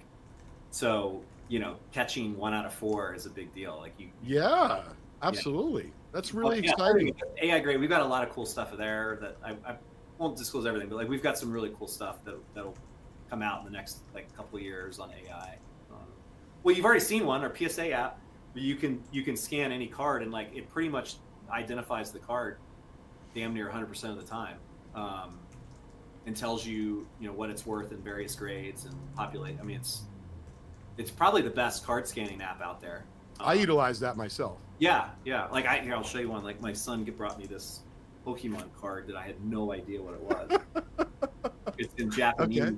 And and like I put it in the app and it was like first one. I'm like, great. Oh, perfect. You're like, listen, Dad's doing a decent job. I look so smart, to him. I'm like, oh yeah. Well, speaking of the space, and this is a little bit more of a difficult question, you know, you're a leader in the space. You've obviously been a leader in a different space before you got to collectibles. How do you handle the noise and or candidly the negativity when, whether it be it's about turnaround time or something else, and you realize that no matter how hard you've tried, Nat, it's still a work in progress. So does it leave you restless at night? Do you start off the day like, I got to get back to these 37 people individually? How do you handle those kinds of things? Yeah, so I respond pretty much to everyone. Twitter, which is crazy, by the way. Which is crazy. Twitter a little less because like identity, it's less unclear, and like it's very clearly people who are just trying to bait me, and like they're not actual customers. Like I've seen so many people on Twitter where I ask for order numbers, which is my little trick, and like 9 out of 10 times they don't respond because they're just trolls. And like if you're an actual customer with an actual issue, I will respond to you pretty much 100% of the time. And so Twitter I've had less success with. I engage here and there, but like honestly, I'm kind of like, look, like usually they're right. Like I was on the other side of this, that I used to yell at ESA too, and it makes you kind of like, look, I know I'm a customer. Like we're standing in between you and a lot of money sometimes, and your personal collection, which is honestly even more important than those that are flipping. And like, you deserve the best, and like I get it, like, you know, and we could always be better. And so I kind of look at it, I'm like, all right, like it's just part of the business. And I've been yelled at my whole entrepreneurial life, because when you have customers, as you do, you know, it's just part of the gig. So great answer, and you know, really very poignant considering, you know, the times and such. I'm going to kind of switch gears for a minute, because I know you're a man with lists and you're trying to get stuff done. Is there something that you can feel that you can share with us in terms of innovation that has really been on your list for a while, and you know, you haven't necessarily started yet, but you really would love to see it done in the hobby? It doesn't necessarily have to be, you know, involved with technology. It could be better food at the National. And it could be anything and everything. Air conditioning. Sure. That's a good question. Honestly, for me, we're doing a lot of stuff around, like, okay, so like when I go to card shops, these kids, they're always like, and we solved this a little bit with the card identification. They want to know what card it is, and like I said, we kind of solved that in our opinion. What a lot of them want to know is, what are these cards worth? And I was a kid. I remember, as we talked about, like I used to do the exact same thing. And so I put a lot of time. Ted, Brian, Todd, and Nick are all in today. You know, I spend a lot of time thinking about our pricing data and data sources. And I think there's a lot of innovation to come, and we're going to hopefully be the leaders at this. As, okay, we're going to be telling you what the grade is, the condition of the card. We also want to be the trusted source of like, what are these cards worth? I'd say we do like below average at that. Like Card Ladder is way above average, but we haven't integrated Card Ladder enough throughout our ecosystem, and it doesn't necessarily have 100% coverage either to help people understand the value of cards and collections. And so, you know, and companies have been doing this. Sir Charles is only on Wednesdays, just like I am only on Sundays. 100,000 people in our set registry, for example, that use the set registry for, you know, collection management. So, you know, pricing is a big part of that. And so, yeah, I think pricing, education and support, appraising, real-time appraising, financial services type innovation. I'm excited to hear that across the board. I think that those are all going to, you know, help not just the experienced collector, but also someone that's maybe been, you know, out of the space for a while, but, you know, coming back in. I know you're a little bit tight on time, so I'm going to limit it to just a couple of questions. Oh, great. So, you know myself, I am a avid fan of vintage wax, and I know you are as well. Yeah. So tell us a little bit about your vintage wax collection, and do you ever, dare I even ask, open any of your vintage wax? I've made the mistake of opening. I mean, nothing will top your 55 Bowman. You know, that was insane. I still dream of that. So do I. Yeah. So I've opened like a 75 Tops mini box 5 or 6 times. I've opened a 73 Tops box. I'm thinking 70s and earlier. I've opened a pack of 54 Bowman. Okay. I've opened penny pack of 56 was the worst decision of my life. Tops. And that's a tough pack now to It's give you horrible. do that. There's no point. It's just No, like, there's no point. Oh my god. I was inebriated, to say the least. Listen, we're all entitled to have some Yeah. relaxing. I've opened a 55 Bowman pack after the cello pack. Well, how could you not at that point? Yeah. Right? So basically, I've opened some, but I But not a lot. have opened packs that I've purchased raw that did not pass authentication, Okay. and and got nothing. And actually, many times, like the 68 pack I opened, and it had 91 Fleer in it, or 91 Leaf in it. But no, I don't open them. But I love unopened product, wax. Like, so I have a pack. My goal is to have a Topps pack of basketball, football, baseball from the first launch till, in baseball's case, 51 through 89. Sure. In basketball, it's a little different. So like I have, 48 Bowman, then 61 Fleer, and then 57 Topps in between, and then it picks back up in the 70s. Do you have the Topps test pack? I don't have a Topps test pack. Those are tough. Yeah, I'm missing a number of them. Well, now what I have one of every Topps pack in baseball, Okay. except test. Actually a few other Topps. Primary Topps flagship I have. Okay. I'm now doing Bowman. I don't have Bowman color 53. There's a Bowman black and white I just saw, which was amazing. Really? Where? PSA graded. I mean, the guy. Oh, okay. It's so cool. That's the advantage of being behind the glass. I'm doing nickel packs. I'm now doing penny packs and cellos, just because you got a completionist. Sure. And then the crazy one is I'm trying to get a box of each of these, which is never Oh going to happen. wow! Oh, No, my never God. gonna happen. Yeah, never going to happen. But like Yeah. I'm pretty close in the 60s. Like in baseball, I'm missing like 2. Yeah, I believe you could pull it off in the 60s. I'm missing 69 and 61.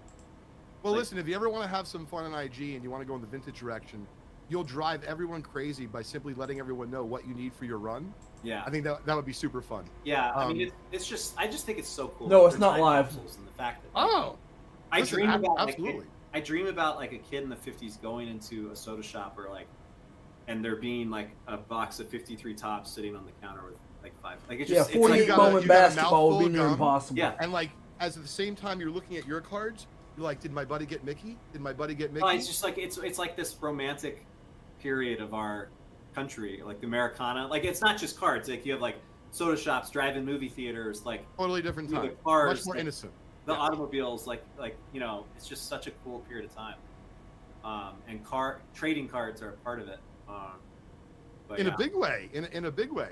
Mhm. All right, so a couple other questions for you, and they're both along the lines of like the hot topic, so we'll cover them both at the same time. So there's been, whether it be you're on X or you're on IG or Facebook or at card shows, a lot of rumors going around about GameStop and SGC. So the GameStop rumor is, hey, is Nat selling? Is he retiring? Is he moving, to Jamaica or Aruba? He's giving up on cards. He's getting out of PMGs. And on the SGC side, there's still, there's a lot of loyalists. And even though they might like PSA, they absolutely love SGC.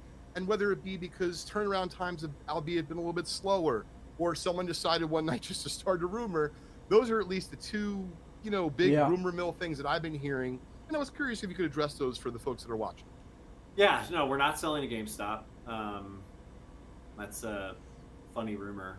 I mean, I think the GameStop community, like since I joined the board, the Twitter, X, whatever, the community, the GameStop community has figured out the connection, that I have in Sure. PSA. And I think it's actually funny because Tyrese Halliburton they with come a up probable with these Achilles tear. theories, and like some of they're like, oh, if you put together these words and change the order of the letters, it's like they I've have seen some crazy stuff. Like, did you know if you stand this way at the sun, Right. actually Nat's working already for GameStop? No, the conspiracy theories are funny. Now, but we have a very close partnership with GameStop. They're one of our dealers. You can walk into most GameStops and submit cards and they'll get them graded with PSA, and it's been a really fun way to introduce grading to trading card collectors, mostly trading card game collectors, TCG, and yeah, that's really it. I mean, we've got some really cool stuff in the works with them that are again in the vein of partnership. So that's it. Very cool. And SGC is here to stay?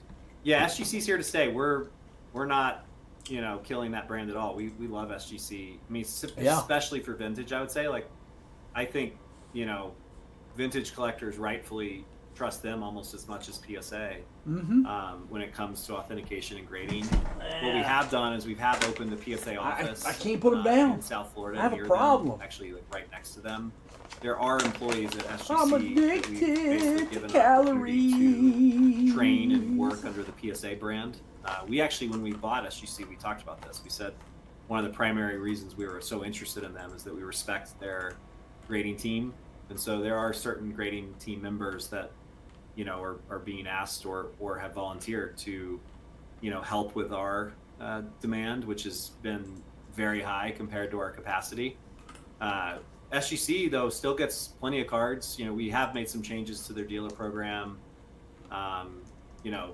We can't really keep up on the PSA side. So, it's been hey, how can we, get the best of both worlds here by getting some extra capacity through some of that team by training them on the PSA standard. That's the SGC update. No, listen, I appreciate both updates. One idea I kind of wanted to throw at you, then we'll talk about the national and wrap it up. So I had this idea for PSA that for next year's national, it's a little bit late, but man, I think that there's a lot of really great young content creators. And of course, there's folks that are a little bit older that are great content creators. Wouldn't it be fun for PSA to run a promotion for next year's national, basically saying, hey, we're going to select one of you, submit a video or whatever, whatever you'd like for them to submit. And effectively what their job's going to be for the week, Nat, is to cover PSA, cover the national, and it's going to be all expenses. It's going to be an all expenses paid trip, which of course coming out of your pocket, not mine. But I think for someone like a younger version of you, Nat, or a younger version of me, we would have flipped out at even the opportunity. So I think what's going to happen is even if PSA only chooses one, you might end up getting some incredible talent to hire for PSA in the future. I'll tell you one thing I'd love to see is this in coins. There's this thing called the YN program, Young Numismatist Program. And it's like a formal nonprofit educational, like you're like titled, you're a YN, and you're trained on coin grading and numismatics and you know how that goes, Brian. Cards. There's not the ANA, the American Numismatic Association. There needs to be like an American trading card association.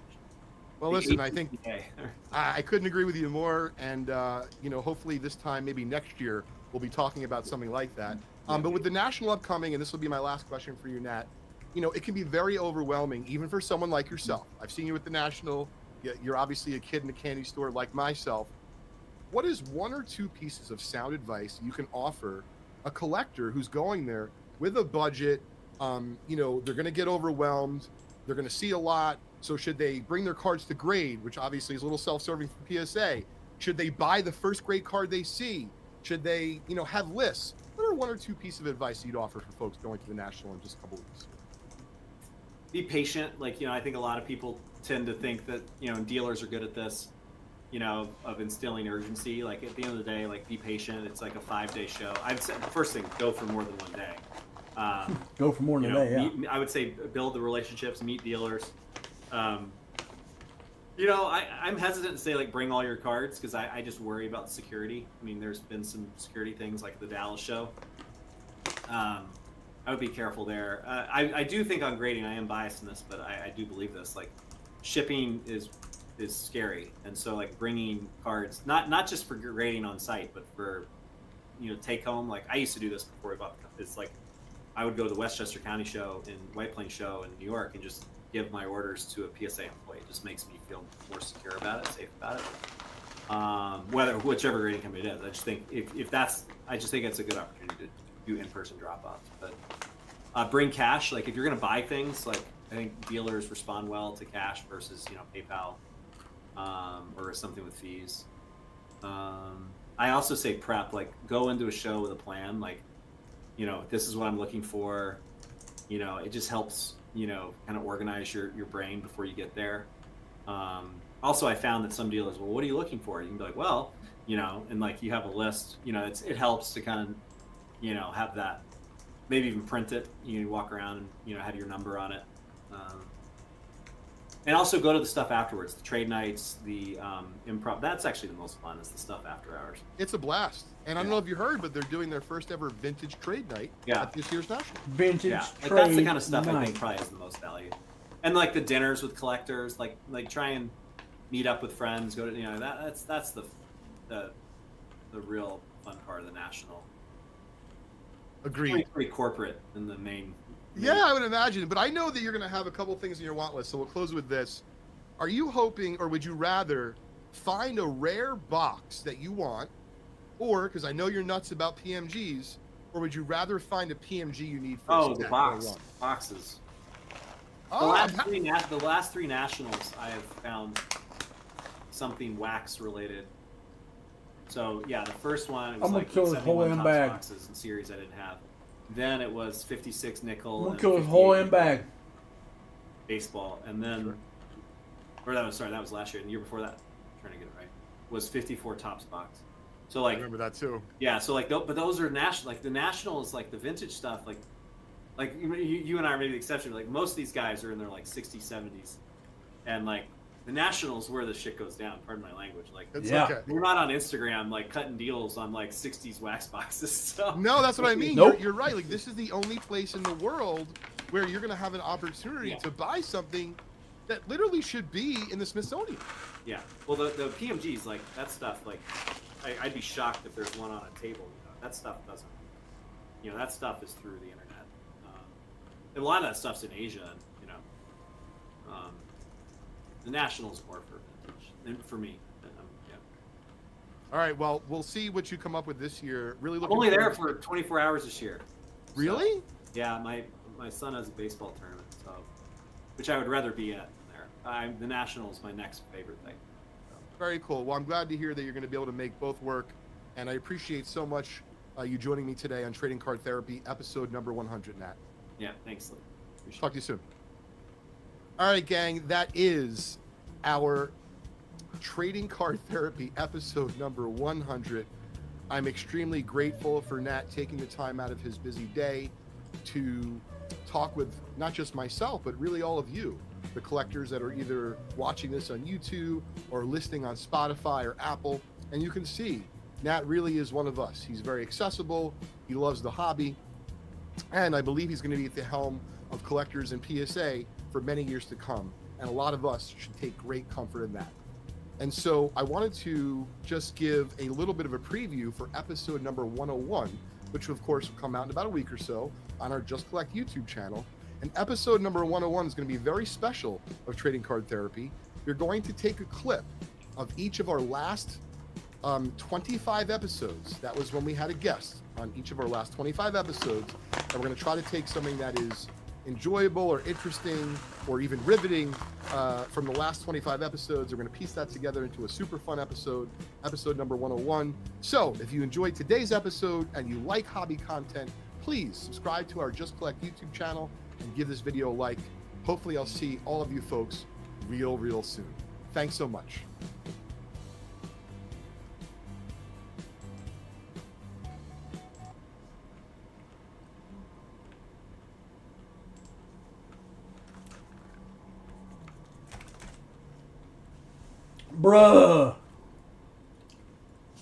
Bruh.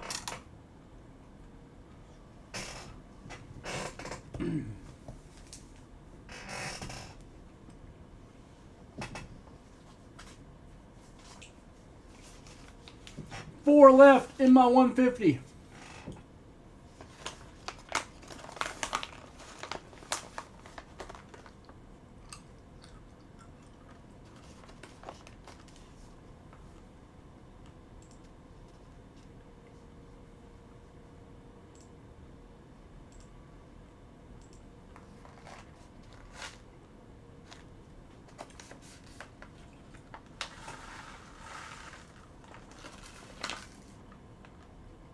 Yep.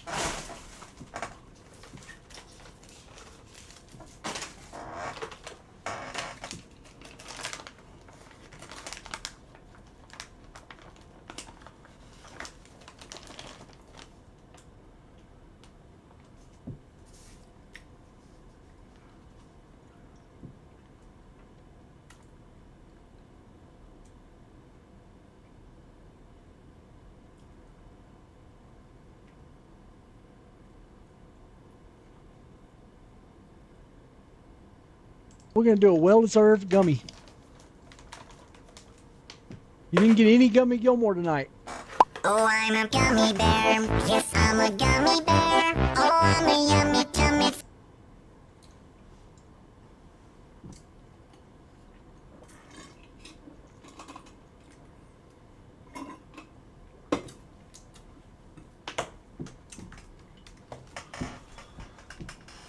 It's time to cut me, Mick.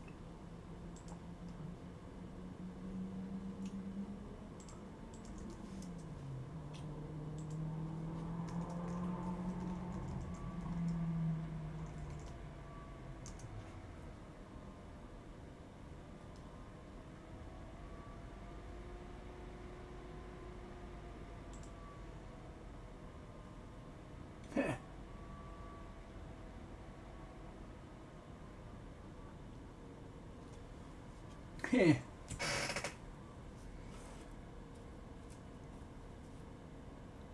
Thought that'd be worth a little more than that. It's not.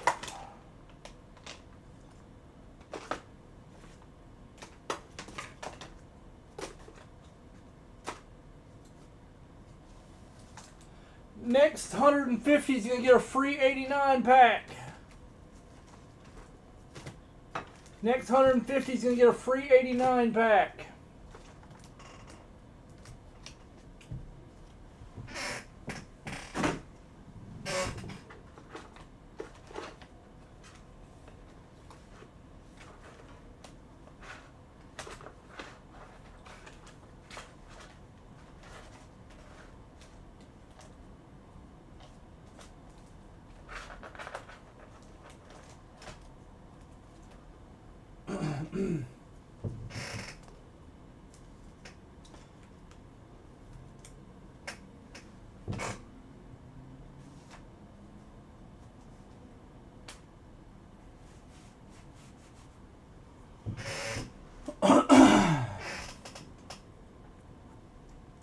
Yep.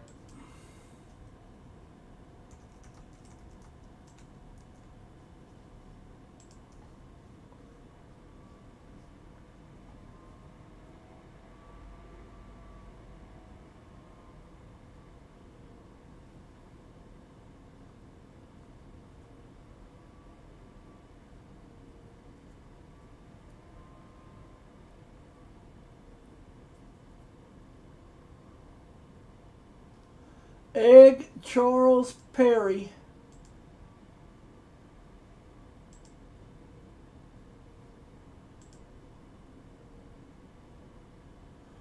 All right, CP, let's open these 85s for you. If you want to combine to get in that 150 and get that 89 pack, I'll support it.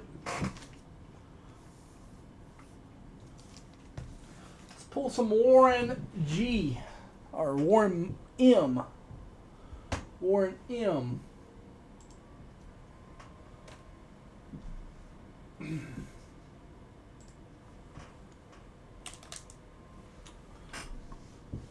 On a mission to find Mr. Warren G.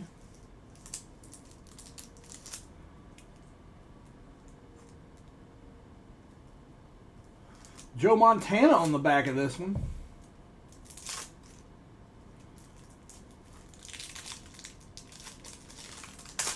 The sweet Joe Montana. Let's take a look at this Joe. Decent looking card here on this Joe. Decent looking Joe.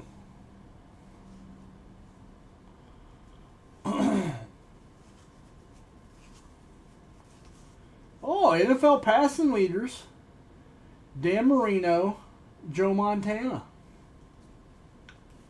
Been a good pack. Hicks, Randy McMillan.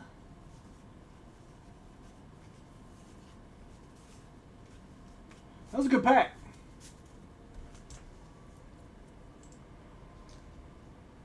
Bradley Ulrich has closed the damn thing.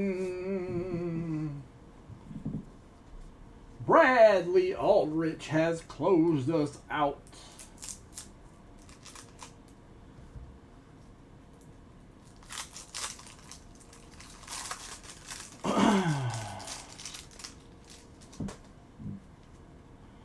Ernest Gary, Mark Lee,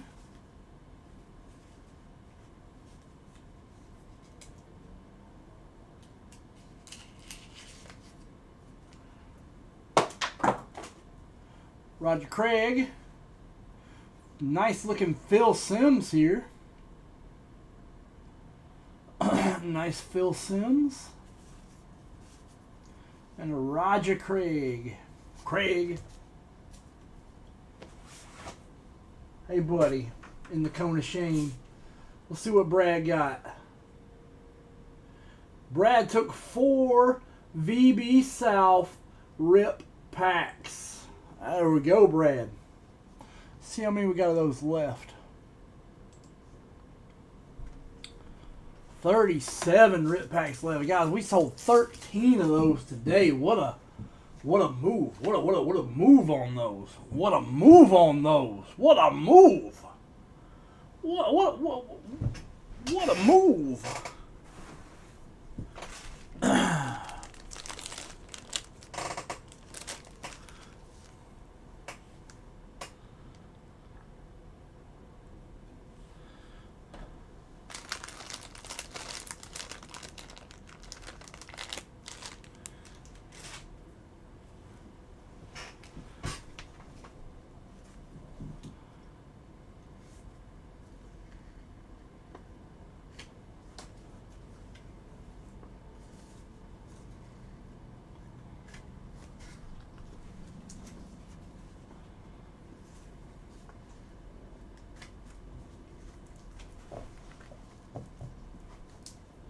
Charles T. Perry. The T stands for testosterone.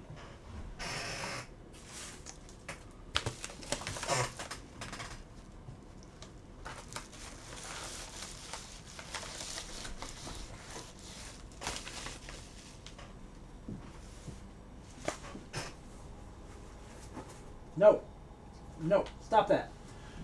Brad, give me 4 numbers between 1 and 37.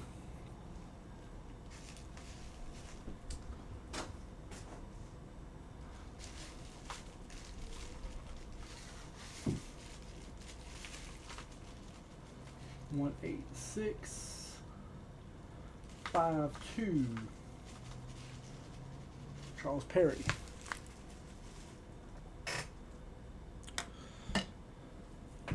On a mission to find Warren G.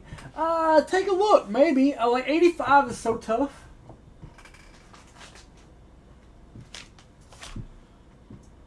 Next stop is Eastside Hotel.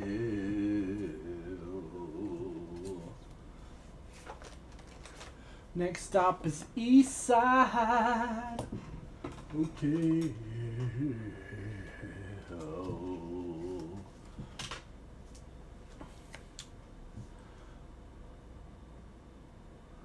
Yes, you did. You did it. You did it.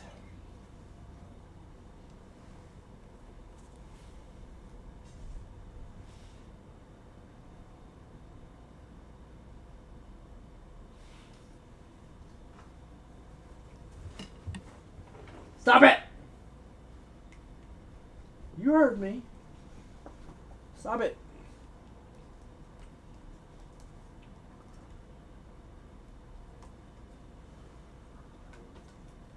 Next stop is 9, 14, 23, 24. All right, we can do that. We can do that.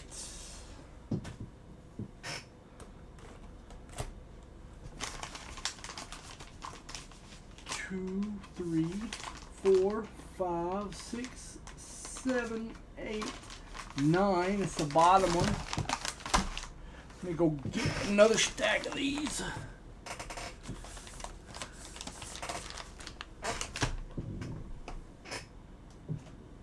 $10, 11, 12, 13, 14,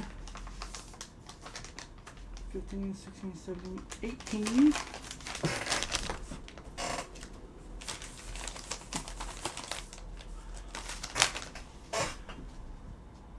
One, 2, 3, 24.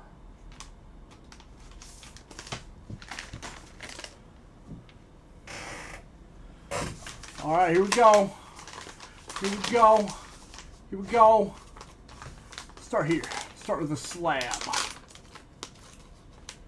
No, it's not a slab. Nice. This is a double diamond, number 3 of 5, Spencer Torkelson. Double diamond. He got off to a hot start. He has calmed down since then, but he did get off to a hot start. Nice! Speaking of hot starts, this guy might win the Cy Young Award this year. Max Fried, Topps Chrome rookie autograph. Here we go.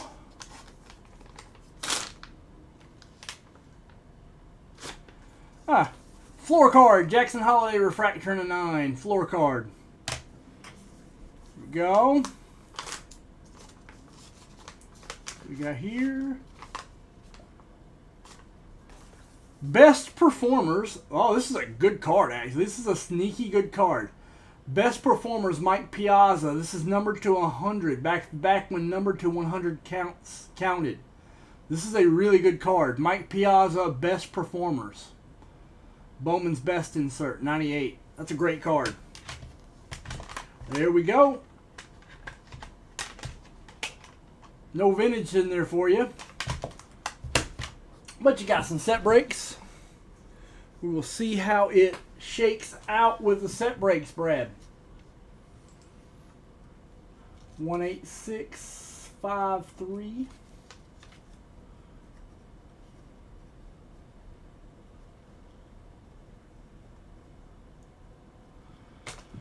Got some cards to distribute. Brad, pick 4. PCA, Kawhi Leonard, PCA. Actually, yeah, which 2 do you not want? Tell me which 2 you don't want. You know what? Screw it. You get them all. You get them all. You get them all.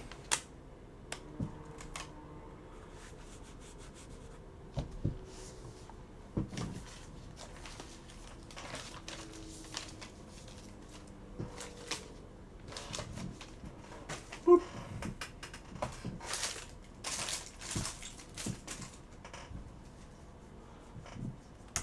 Ah.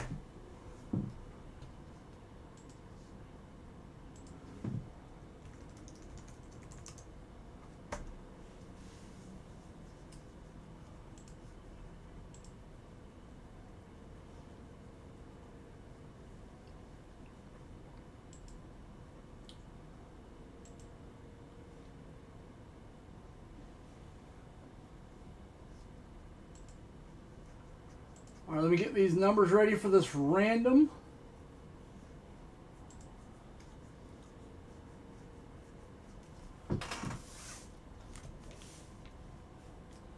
And I'm going to come up with different bonuses because I've closed out all my bonuses.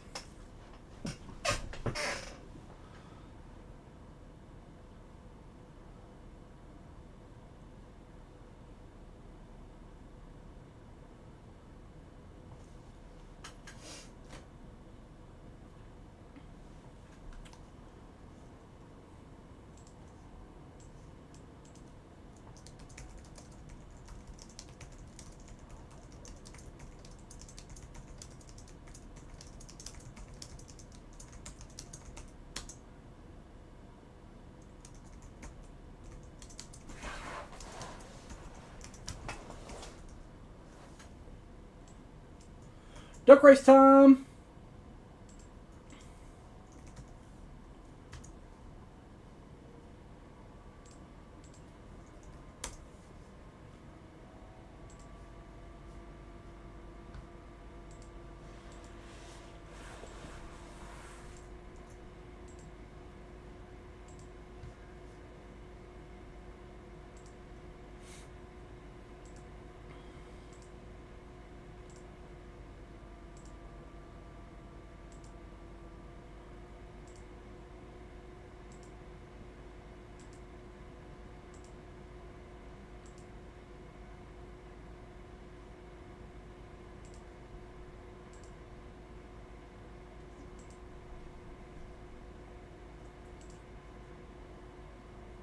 All right, here we go.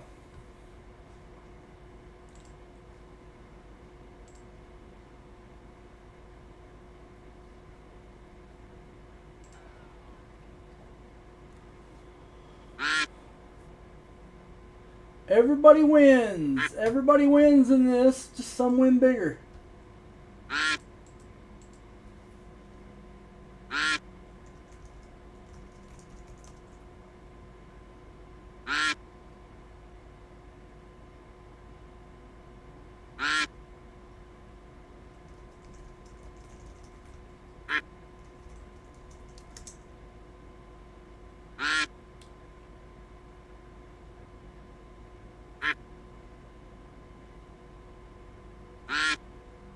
Looks like Todd coming up from the back.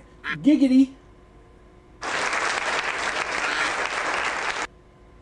Todd, Brad, and then everybody else.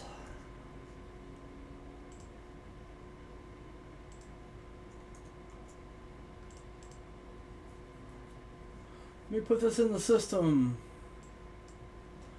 54 for Todd. 87 Fleer for Brad.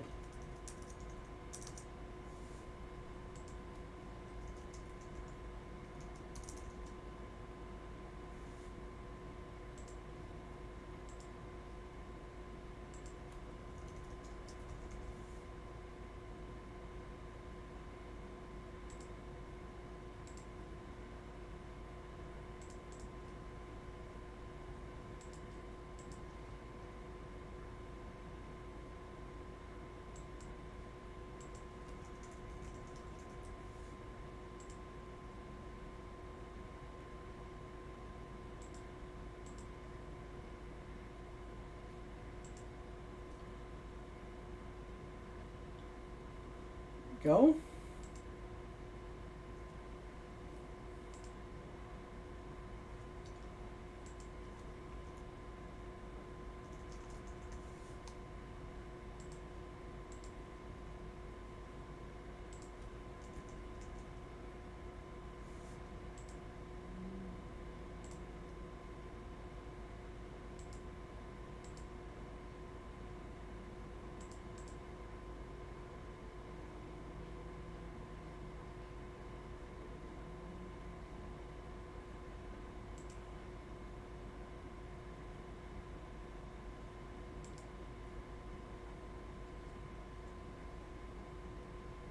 Let's see.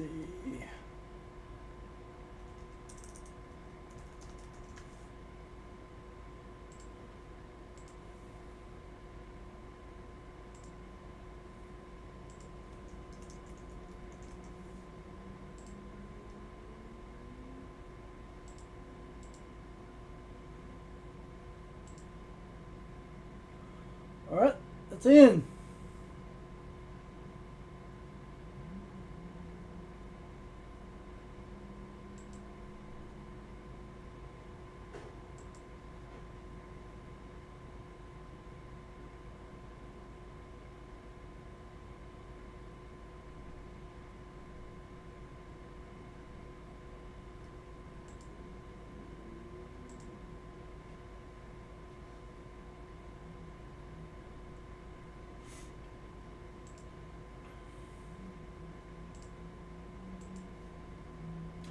Duck race. Now I gotta think of new bonuses.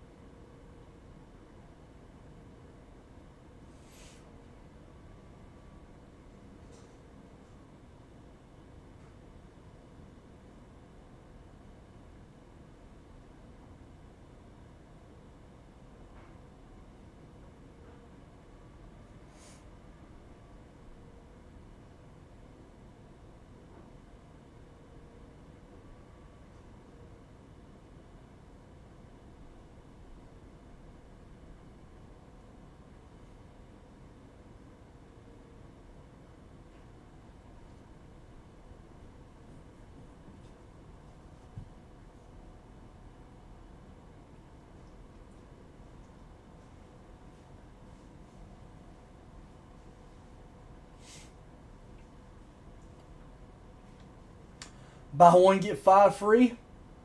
We weren't getting enough action on Monopoly to make it to where prizes were actually winnable.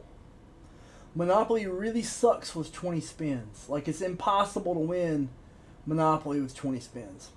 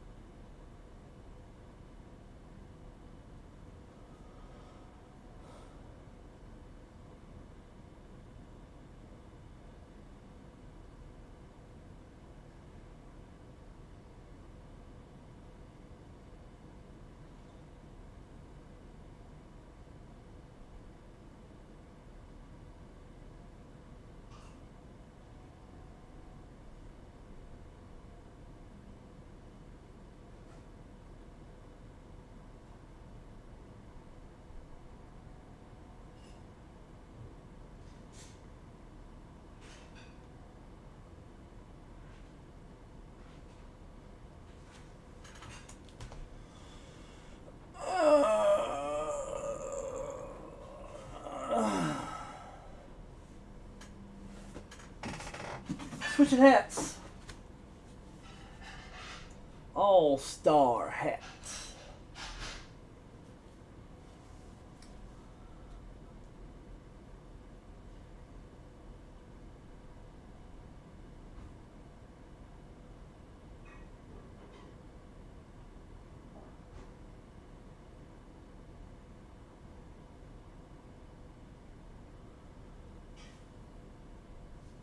Need a drink refill. When I come back, I will have new bonuses, and if you buy while I'm gone, you will be in those bonuses, and they will be legit. They will be the legitist. They will be the legitist. Oh, I'm sorry, buddy. Sorry, buddy. Didn't mean to do that. I'm sorry.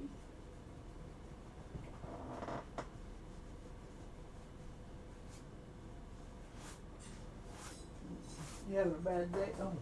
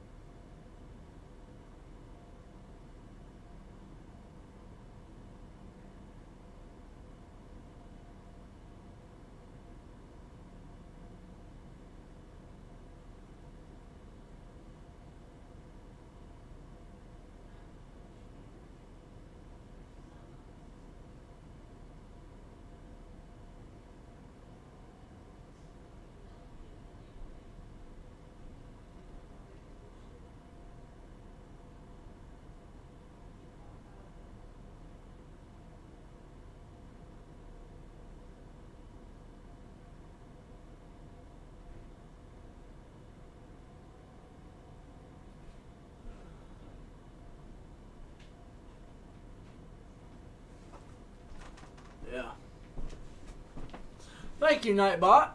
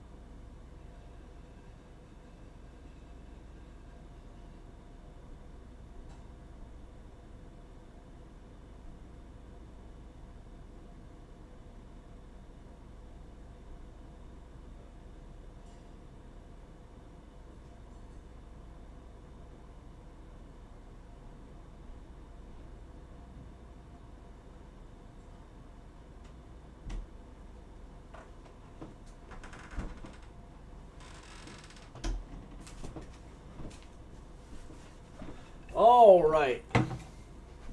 Where's my new bonus going to be? I got no idea for this new bonus. All right.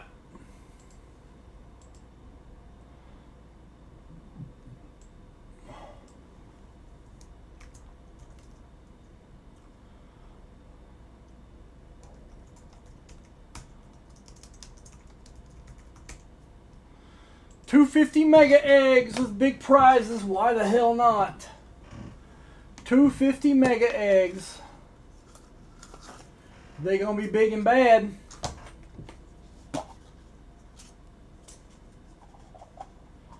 I gotta make them. 250 mega eggs. You see what it is. You see what it do. I don't even know if we're gonna get any open. We'll see, but I gotta have bonuses. I can't just sit here with no bonuses. That doesn't work. That doesn't work.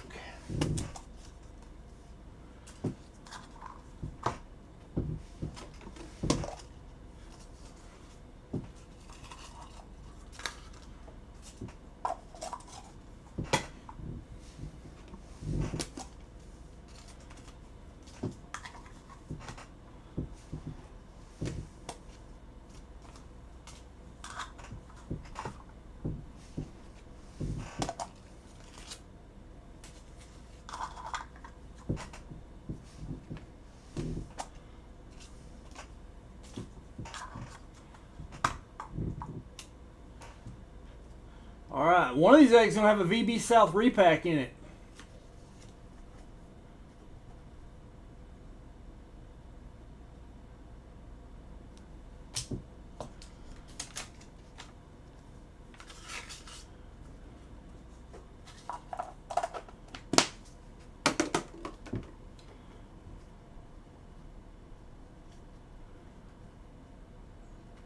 $50 in points going in another egg.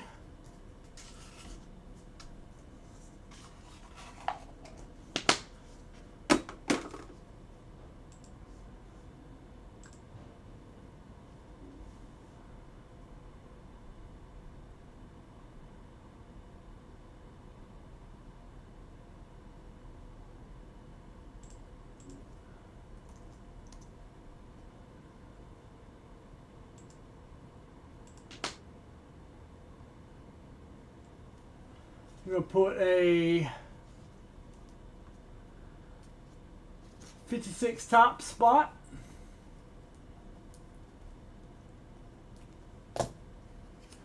In an egg.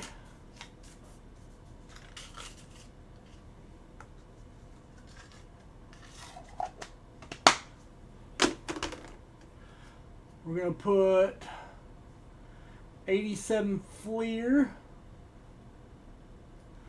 in an egg. Basically, basically all these prizes are going to be good. There's going to be no misses in these. There's going to be no misses in these. 1952 Bowman.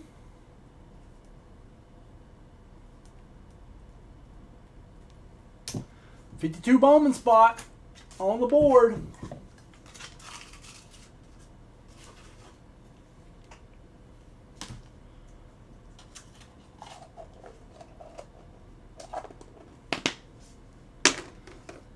$25 in points.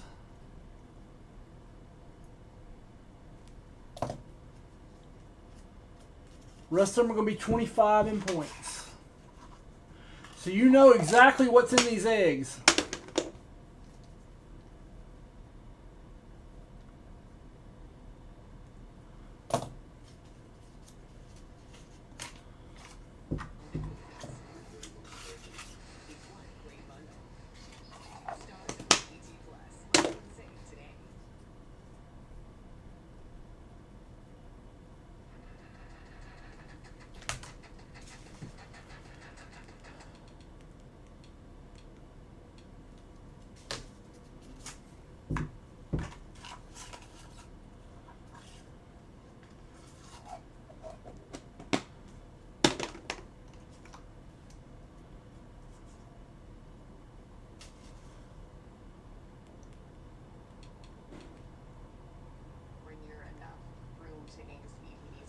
Looks like OKC is going to win this.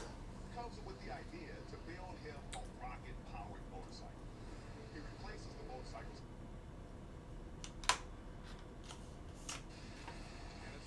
Oh, they keep showing that. Hallie.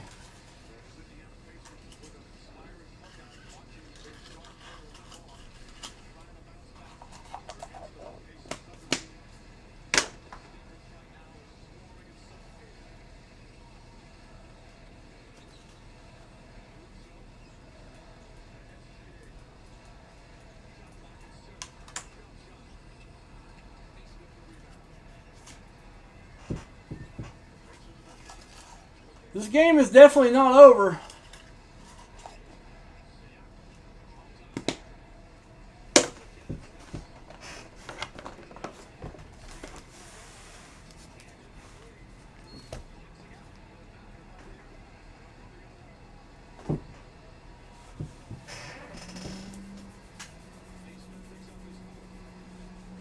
$250 mega eggs. If you got in earlier and want to combine, I'll be your Huckleberry.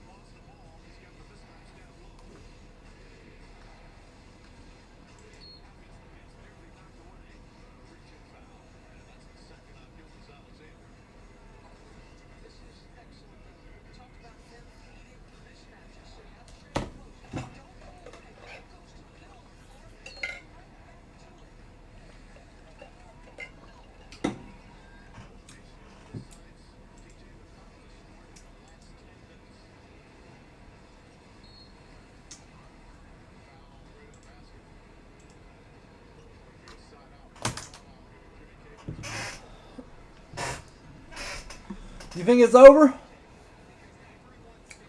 Oh, they got Andrew Wiggins?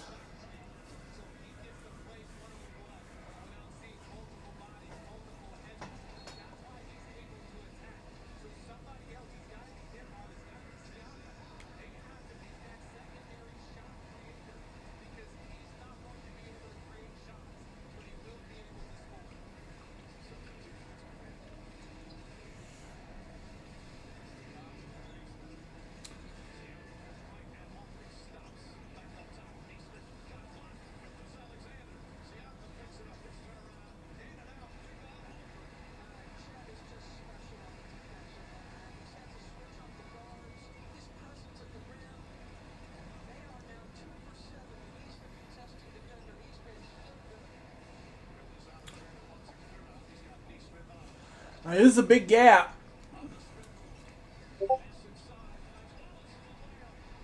Carson Wallace.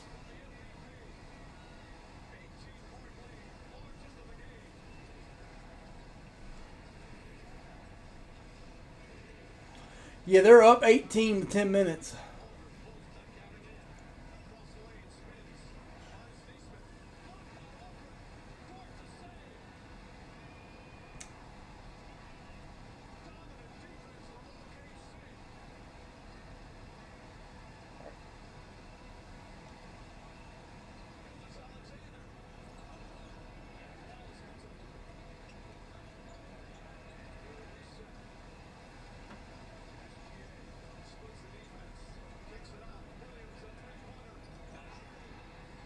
Well, that was over definitely.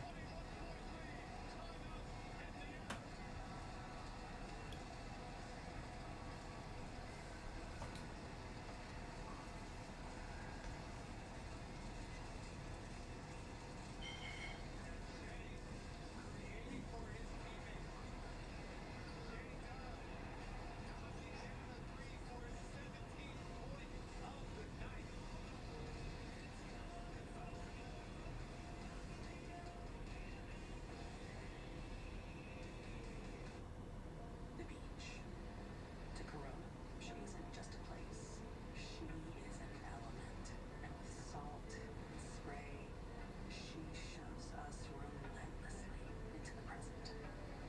That's what's inside every bottle of Corona. So no matter where your journey takes you, with just a squeeze of lime, the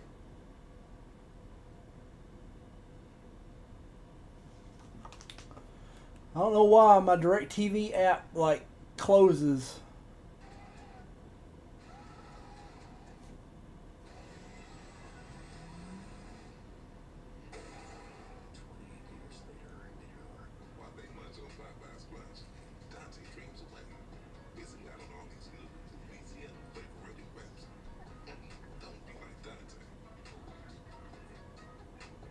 love that chicken from Popeyes. Choose adventure, then dive right in. Choose to keep going. It's your call. You could choose a change of scenery, or choose a change of pace. The Mazda CX-50 Hybrid lets you go farther. Take advantage of one of these exceptional offers at your local Mazda dealer today.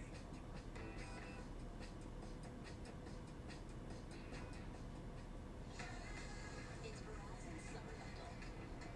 All new and existing customers get iPhone 16 Pro with Apple Intelligence, Apple Watch Series 10, and iPad. All free on us.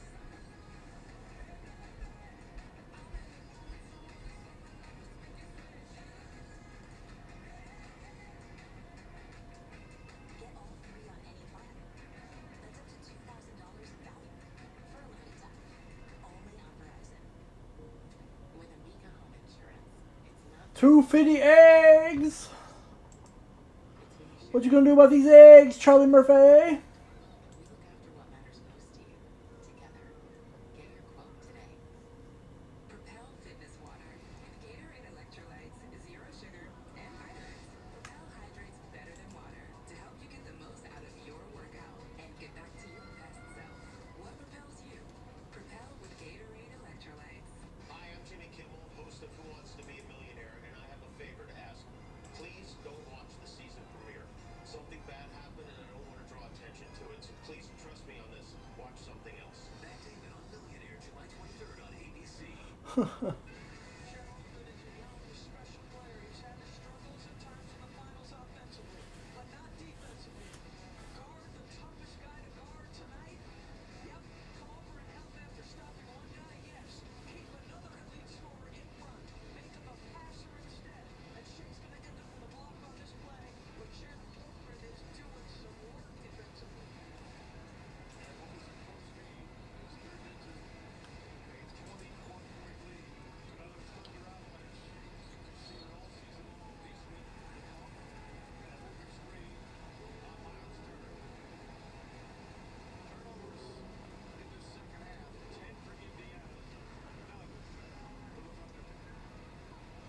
Yeah, you can't do turnovers like that and win.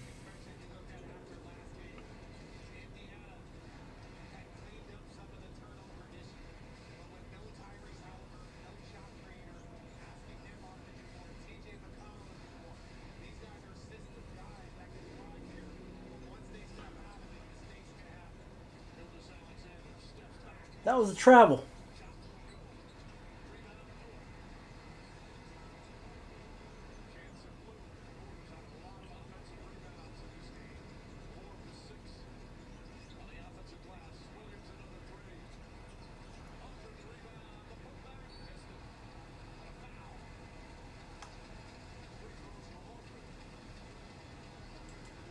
Free throws for Holmgren.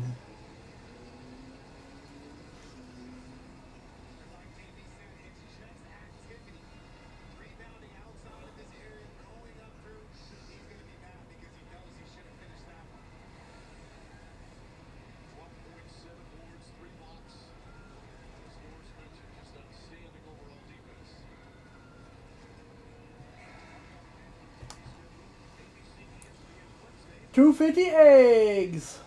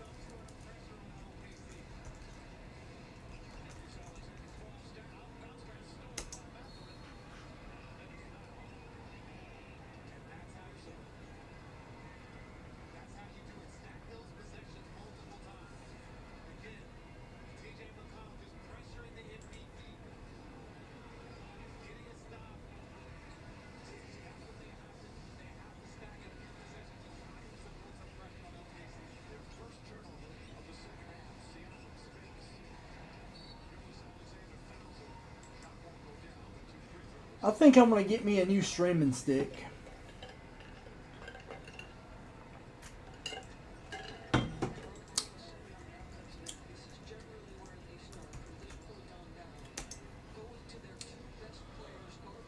Probably the Roku Ultra. I think I'm going to go with the set-top box. I want something faster. I'm on Mars. Hey, Mike Fatante. I am not on Mars, dude. I have had a gummy, though.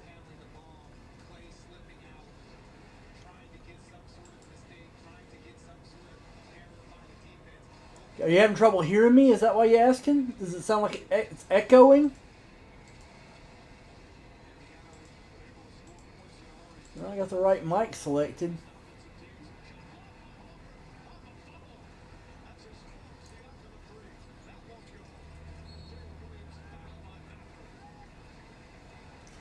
Man, Siakam's got him stressing. Not Chet Holmgren's got him stressing. Well, Chet playing that D. Give him the D, Chet. Give him the D.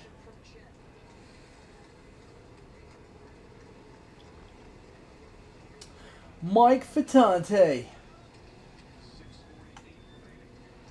Buy VB South repacks. Buy Ventura. Let's go to Mars, dude.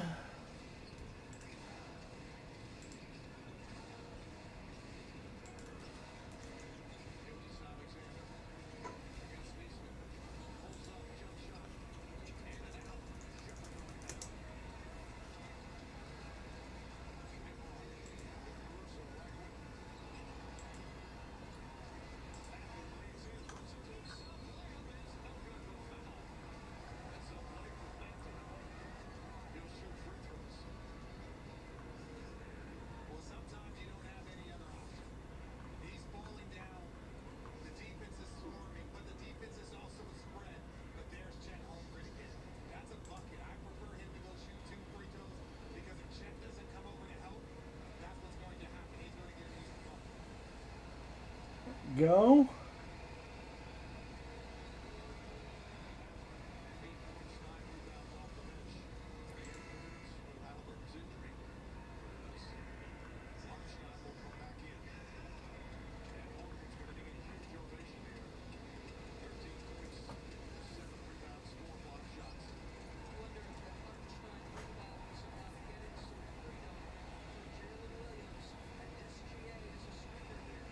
Go.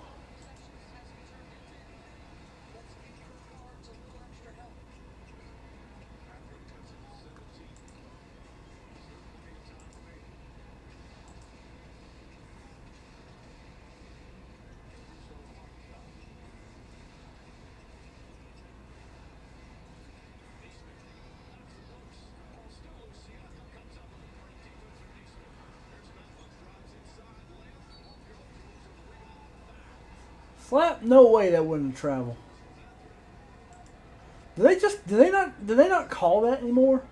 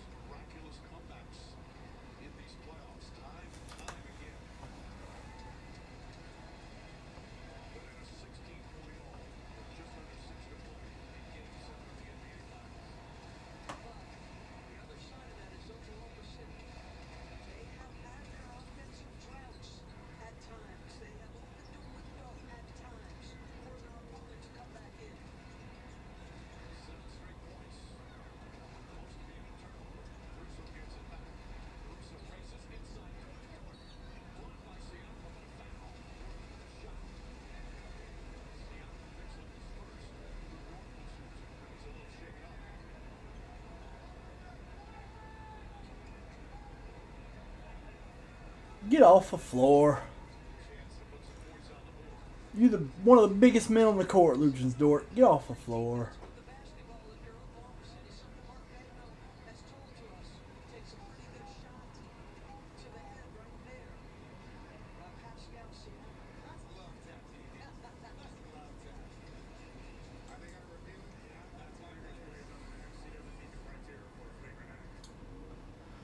$2.50 eggs. I'll do buy two get one free on the eggs.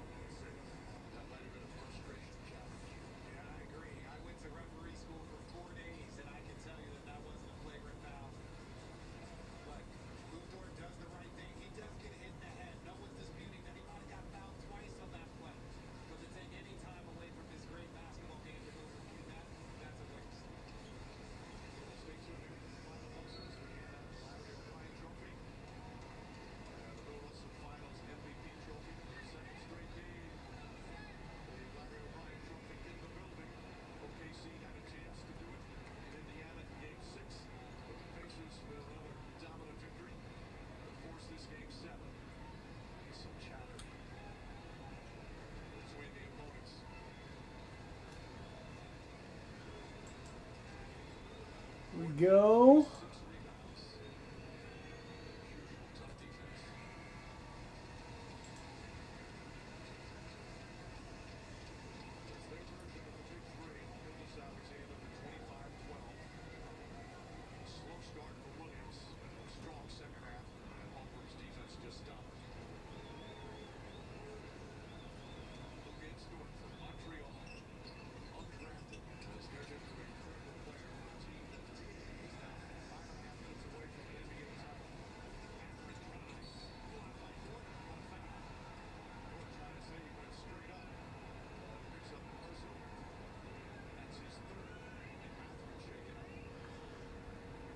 Oh, it's Matherin? That's how you say that?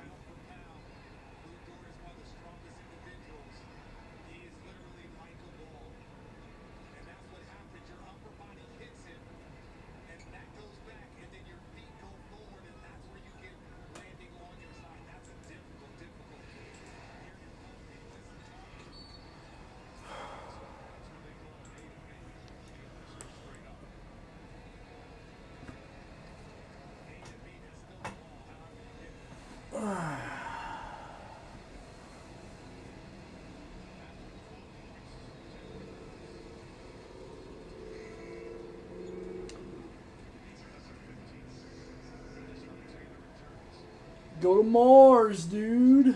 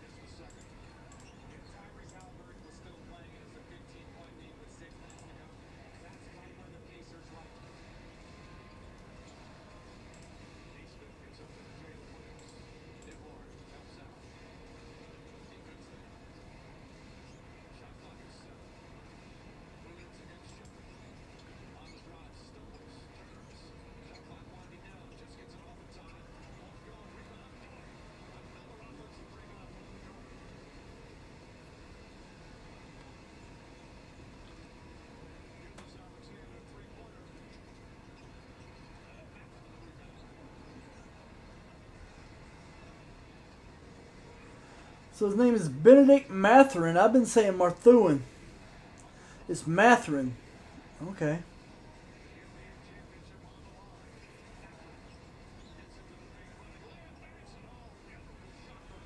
That was a beautiful. Hey, let's see a little bit of life here. A little bit of life here. Make it a game, Indiana.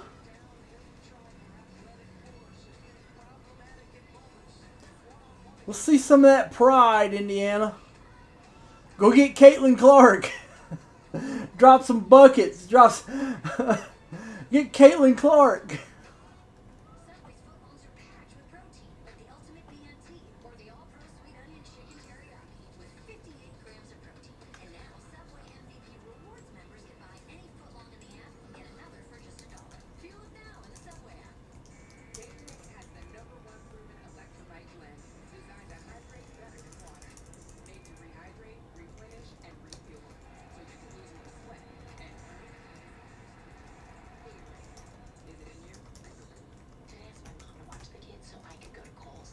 Yeah. Kohl's epic deals aren't that good. Save on summer tees, comfy shorts, bedding, and more at Kohl's and Kohl's.com. And that's how you Kohl's. How many subscriptions do you have? Probably just Netflix and Spotify. All right, it's saying you have 13 subscriptions, which is costing you around $270 a month. What? You can cancel the ones you don't want right through the app, and it can even help you try and get a refund.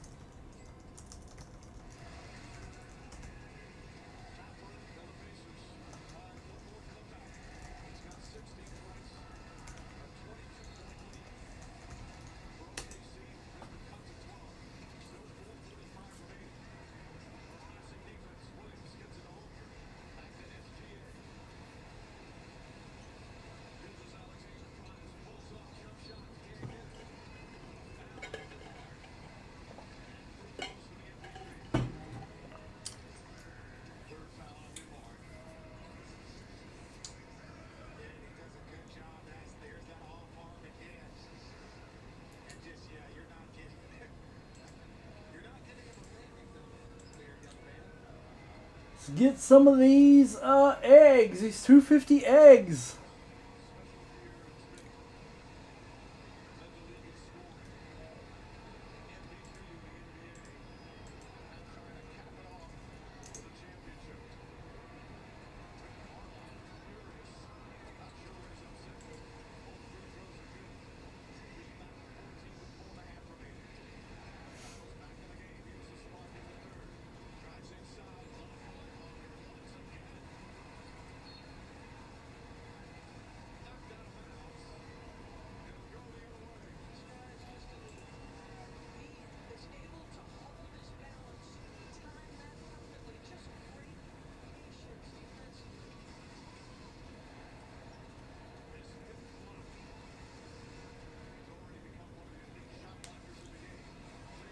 There is only one elite shot blocker in the game, and that is Victor Wembanyama. When the bar is that high, he is in the top class all by himself, and people like Chet are one below him. Sorry. Victor Wembanyama is going to be the best shot blocker in NBA history. He might already be that.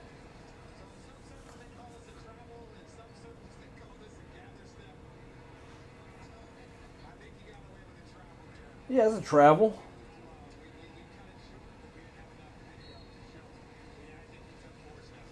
Hell yeah, it's a travel. Let's go to Mars, dude.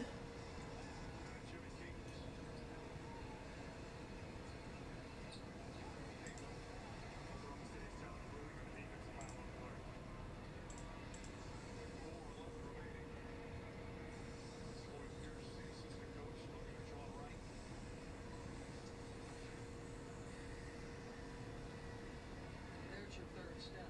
That's rolling the video back just a little bit further.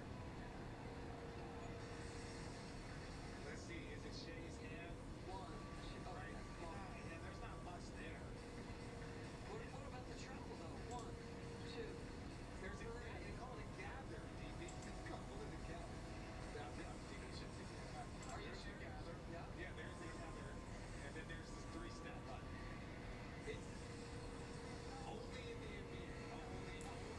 Only in the NBA. It's a travel everywhere else.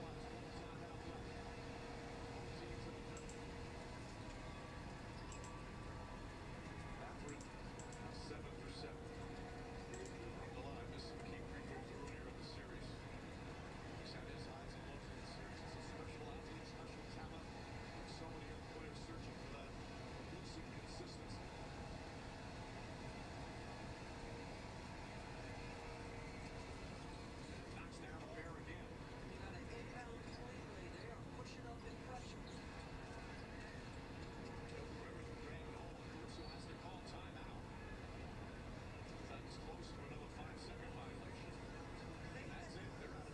And they have been using Chet as a high target, but he was nowhere to be found on that inbound play.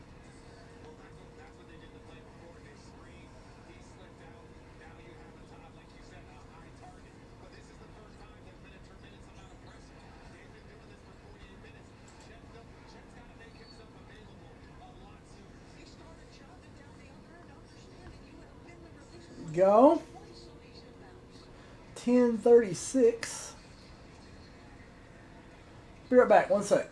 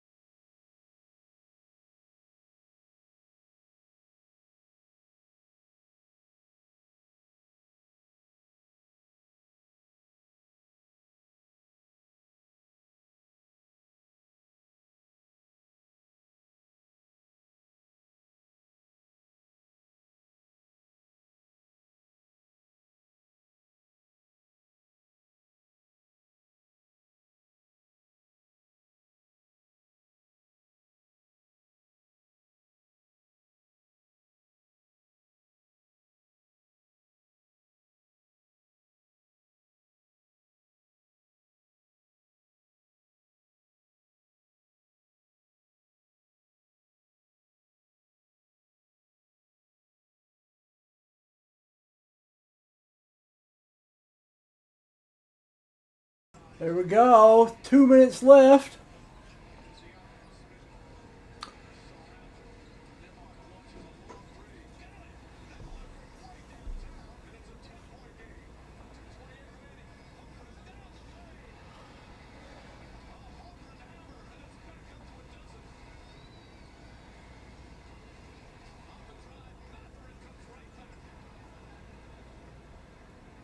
These Pacers refuse to quit.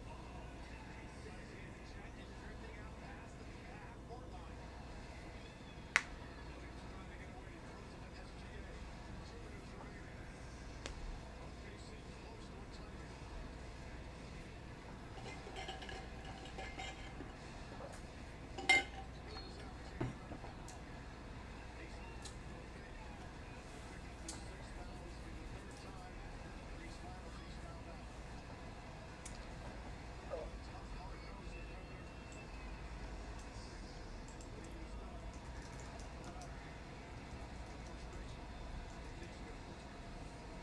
Shea is gonna face double teams. They're blitzing because they've got to make something happen.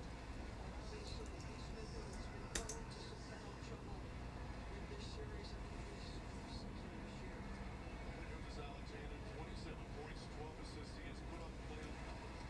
Very few have reached. He's having a season that very few players in NBA history have had.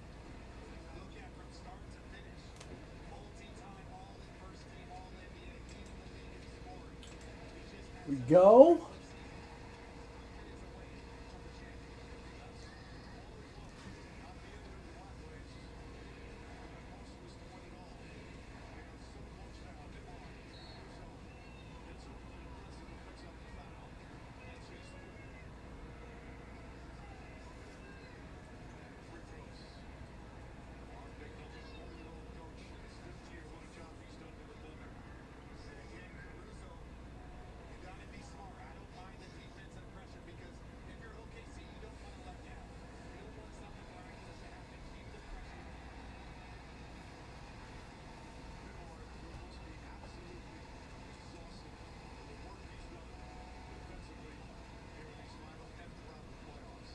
Check out here, your OKC. This has been an adventure for them. Knocks down the second. 11-point game, 141 remaining.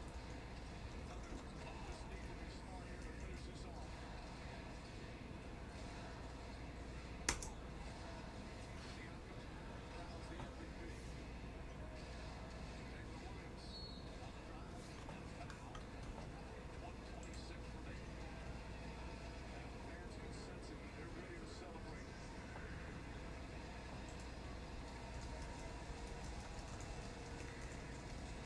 Taylor Williams, a talented post scorer.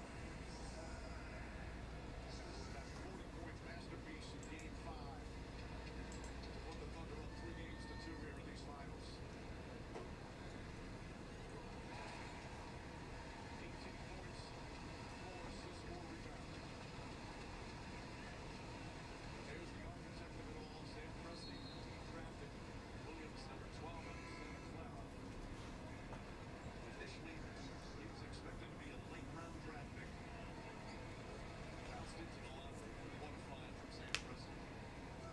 If his workouts look anything like his game, I'm not surprised that he moved up those ranks, but there's also the character that See if we got any orders. he is drafted. Everyone fits so seamlessly. 1:25 remaining.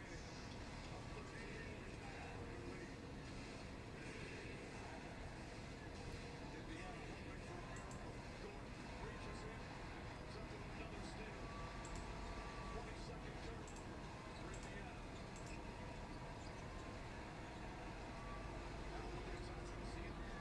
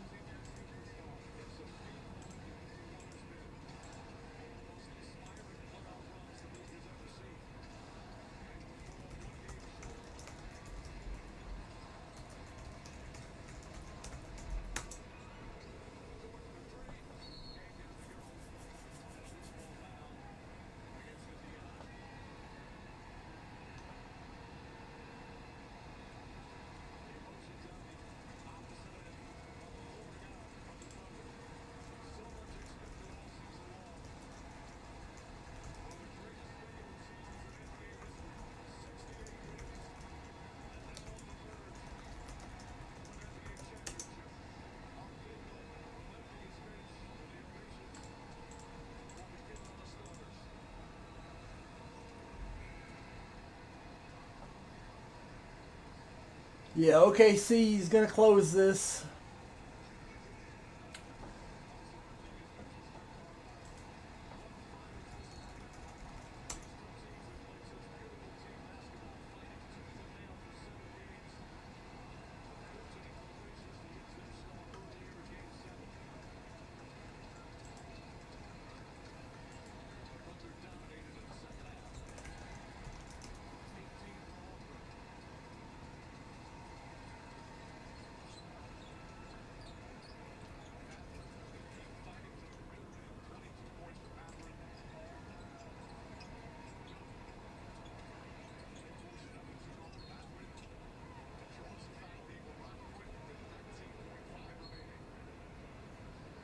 Richard, you know what this is like, too. I'm seeing all that you work for, all the practices, all the road trips, all the nights in a hotel. When it comes to this, there's got to be no better feeling. There is no better feeling, and I've been on both sides of this. I lost in three of these.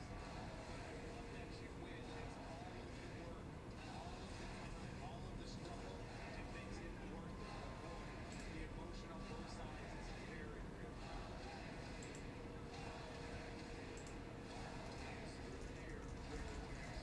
Turned into one of the truly special two-way players in the game. You can see the emotions pouring out.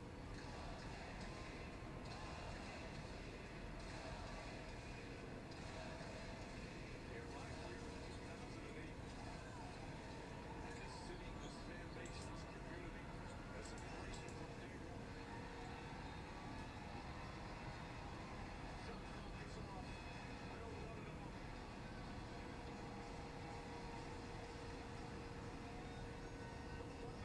Taking the NBA by storm for the first time. The NBA champion resides in Oklahoma City.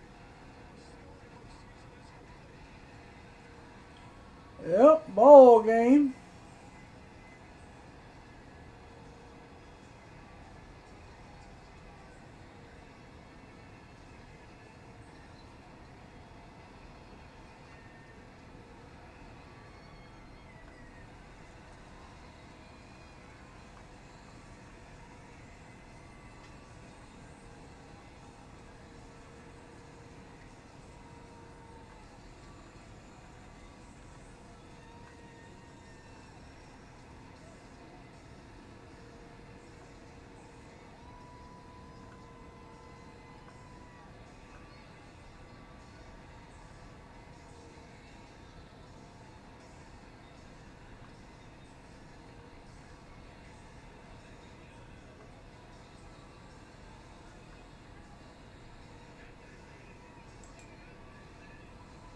Oh. Best team in basketball from start to finish. They're the youngest NBA champion in 48 years. This is another team with 3 seasons ago won 24 games. Their first title can set their potential for more, but that's never guaranteed.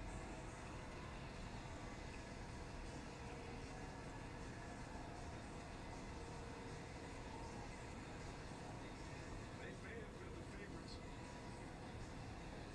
but they had to fight tooth and nail in this series against the terrific Tracer team. Mike, 7 youngest team Hey, in history to reach an what's up? NBA Finals. It took them 7 games, but this is a Finals. high-character It's over. factor high across the board. What? This is a game 7. Seriously, and Oklahoma City. how NBA champions. Their team name is the Oklahoma City Bombers. No, Thunder. I got you though, didn't I?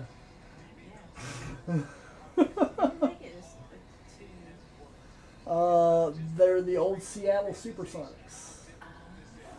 Yeah, the Seattle Supersonics moved to Oklahoma City and changed the name to Thunder because of Tornado Alley versus the Indiana Pacers. 2 small market teams in the finals. Yeah, it's not great for ratings. Although this has been a good series and they got 7 games out of it, so it worked out.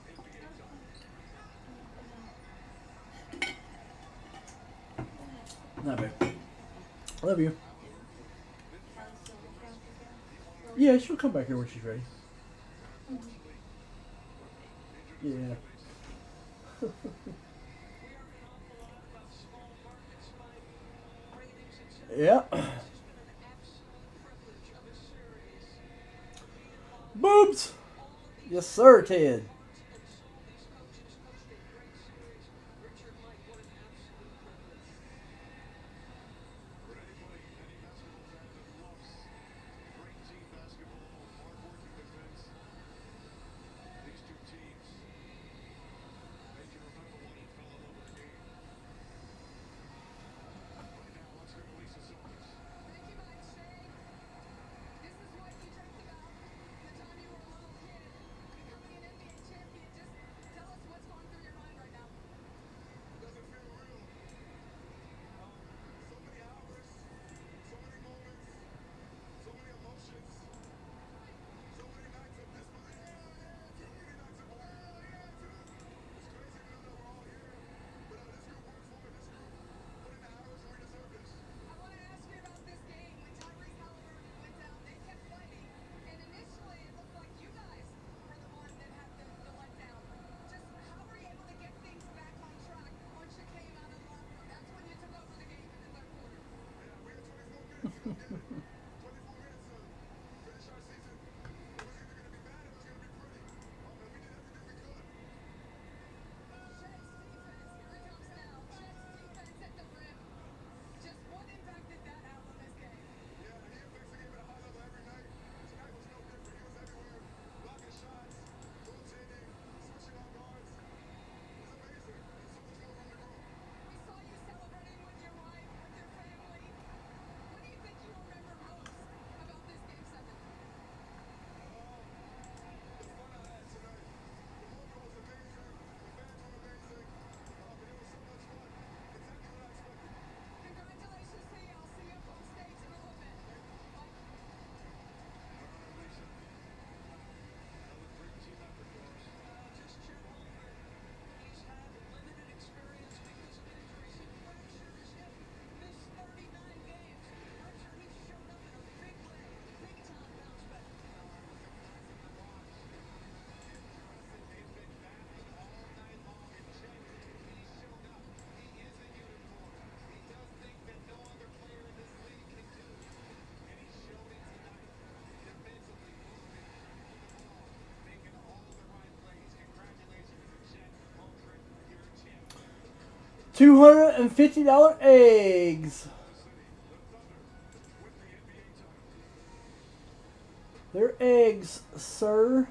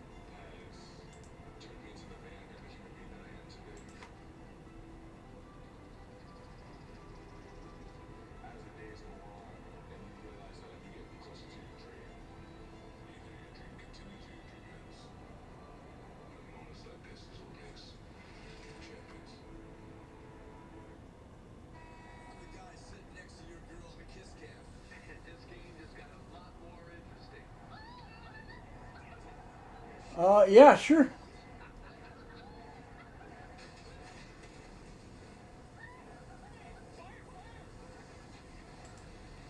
Go.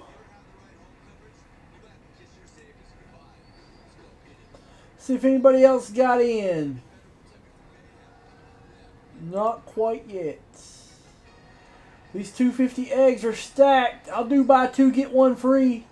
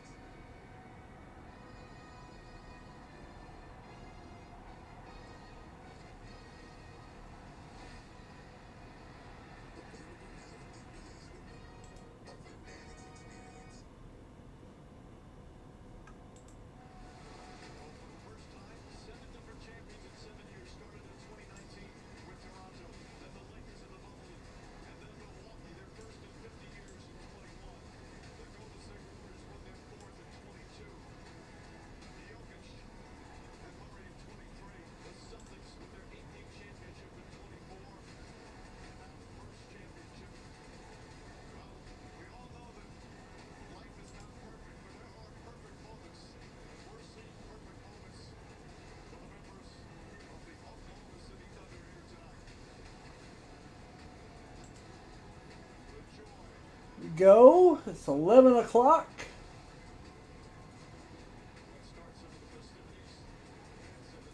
Be right back. 1 second.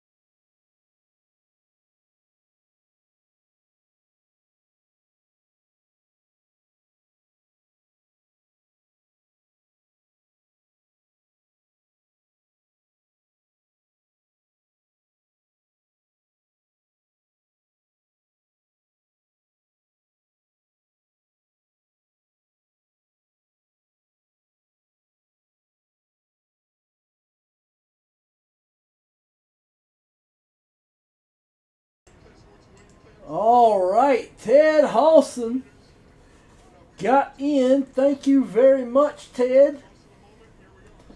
All right, Ted. Put some eggs in my basket. You go, Ted. $25 in points. Ted. $50 in points. There we go. Got 75 in points for you, Ted. Those two are off the board.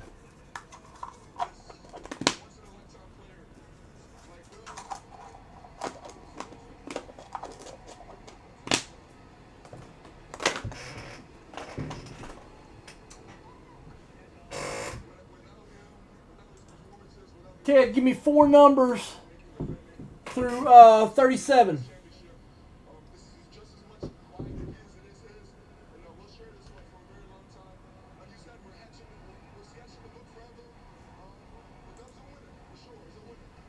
Thank you. Congratulations to you, Shane.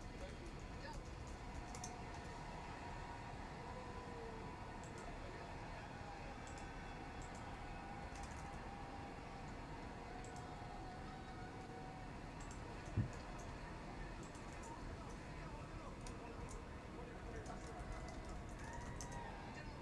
Throughout these playoffs, just how have you been able not just to meet the moment, but to always rise above it? My teammates definitely pushed me through a lot of adversity this whole entire playoff. So without them, I'm nothing.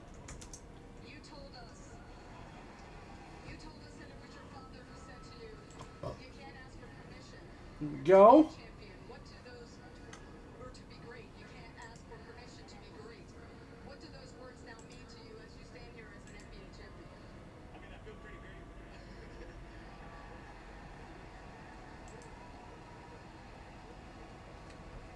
I mean, this is super special to be the first in the organization's history. It's been a long time coming, and to be a part of it is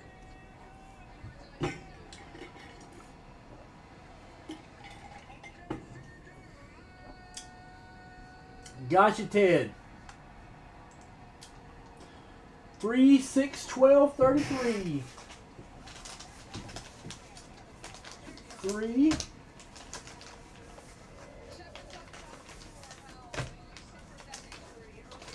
12. 33. Here we go, Ted. I've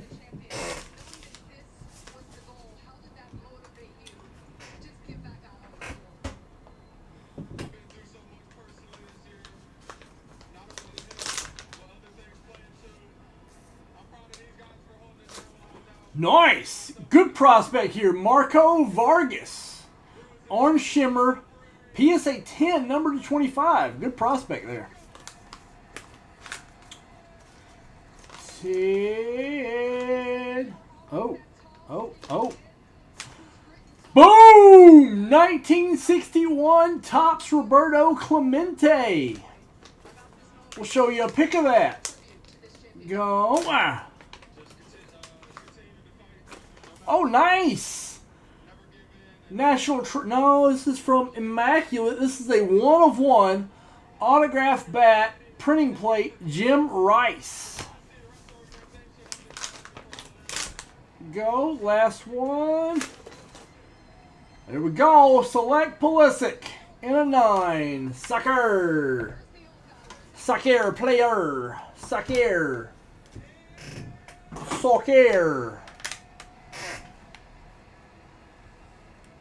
Chef Ted Halson going ham.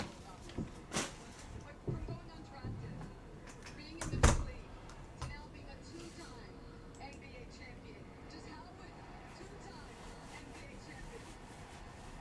How would you describe this journey to get here again?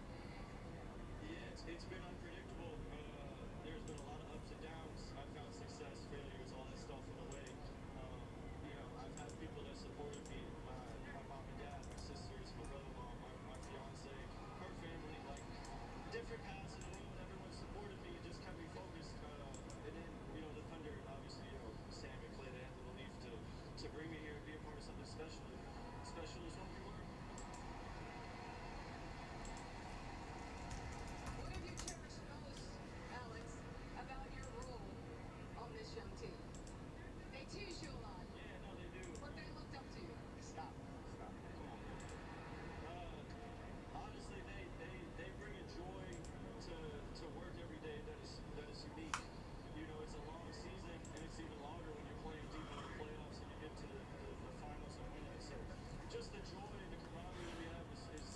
The Ryan and the Clemente got hit.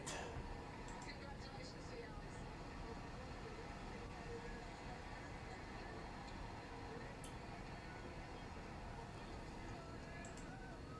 I just have one more question to Isaiah. Like, how do you get your son to be more into this? I don't know. I don't know why he's asleep right now, but I guess he's not loud enough, so we need to get a little loud. I guess you can tell him about it tomorrow. I'll tell about it tomorrow. Congratulations once again to all of you, to Shay, the 2025 NBA Finals Most Valuable Player, and to the 2025 NBA Champion, Oklahoma City Thunder. It's your time, guys. Celebrate.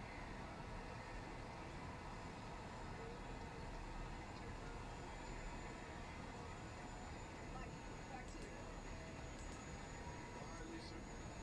It always strikes me every year how these young men, these unbelievable athletes, look like little kids in this moment. You can feel the joy, all the work and sacrifice. Go. You're getting a little emotional because I know it's making you think the bond that is formed that will live forever, that the brotherhood becomes such a big part of your life. What is that like? I have 3 guys in this building right now. Lamont Jumper, Channing Frye, they were part of the championship. Everyone's wearing their ring. You remember not just this moment on stage, but the dinners, the journeys, the ups and downs. And now that you're able to be a part of NBA history and be part of a group that will be forever remembered, it is something that you dream about. It is the ultimate, it is the pinnacle of the dream. Even getting it once is so tremendous. And watching them, I'm just so proud of this group, the character that they are, and the people that they are. And Doris, these players get paid an obscene amount of money. They're treated like celebrities. They live luxurious lives. But this is why they play, for these moments to win a championship. What's blown me away, Mike, is the average game was 25.7. And they were down in the Denver series. They were down in this series. And the maturity and the ability to play beyond their years. And Sam Presti has said it. Depth in the NBA is now required. The game is played so quickly. It is such a well-constructed roster. This is exactly what Adam Silver talked about. Parity of opportunity. 2 small market teams squaring off for the NBA title, and these young men come out champions. And this is a team that, in their rotation, 3 undrafted players and 5 second-round picks, all in their top 12 rotation. Boy, it is going to be a long night in Oklahoma City. They have waited 17 years since this team came to town. And what a season. What a magic carpet ride for Jalen Williams, Shea Gilgeous-Alexander, and the OKC. Ugh. Brilliant Mark Dignault. What a wonderful young coach. Somebody take these 278s. You take these 278s, you're going to get an egg.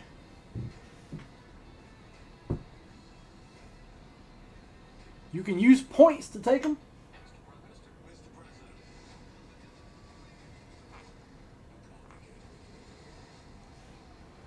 A lot of people want you dead. The cavalry's coming. Come and kill y'all.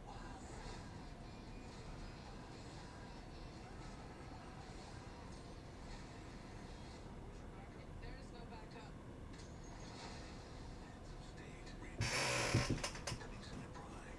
Gatorade has the #1 proven electrolyte blend designed to hydrate better than water. Made Yeah, that's what plants crave. and refuel, so you can lose more sweat and burn easy. Gatorade. Is it in you?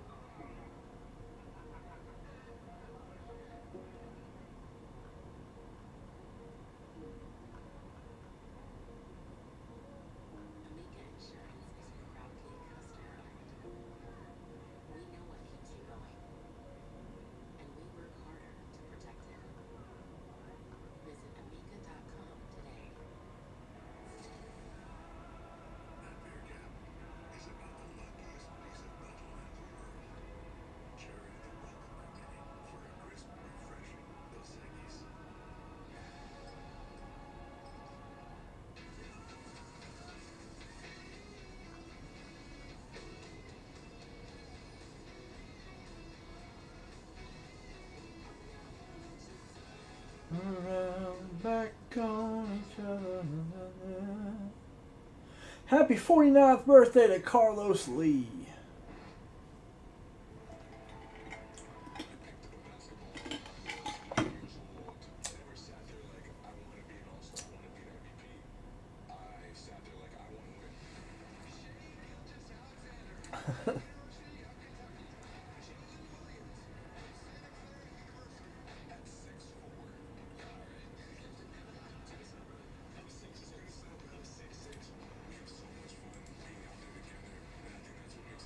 Chef Ted! Take him, Ted! Alright, Ted. Egg time. Egg time for Ted.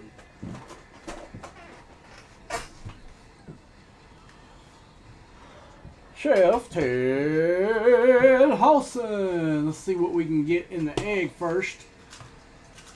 A free VB South repack.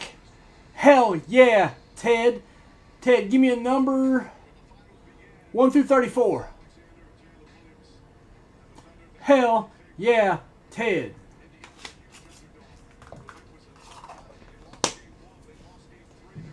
Open the packs.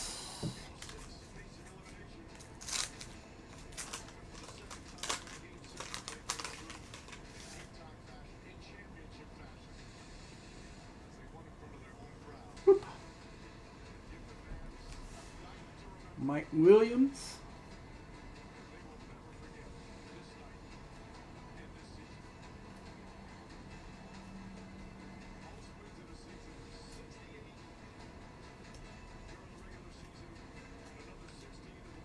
Monte Jackson, Drew Pearson, Bob Klein, Al Jenkins. So, nice early Drew Pearson, but not really a rookie.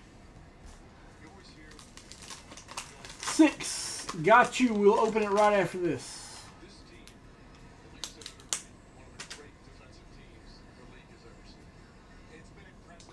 Henry Childs, Charlie Hall, Art Shell.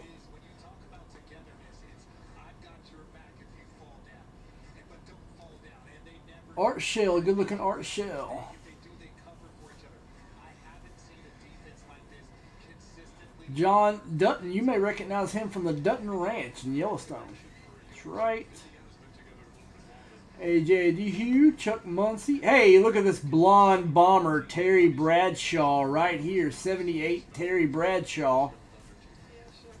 Gene Fuggett. Fug it, Gene. Fug it. Fug it. Fug it. Ted. Fug it.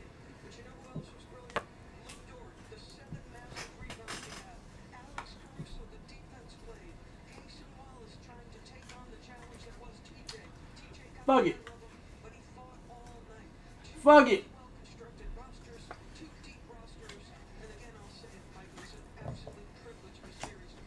6.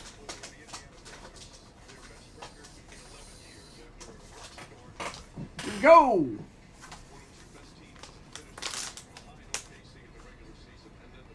Ah, it's a floor card. LeBron James, Clear Tradition. Not a great one. Not a great one. We'll get that in your list, Ted. Ted got to fug it. Ted got to fug it. Ted got to fug it.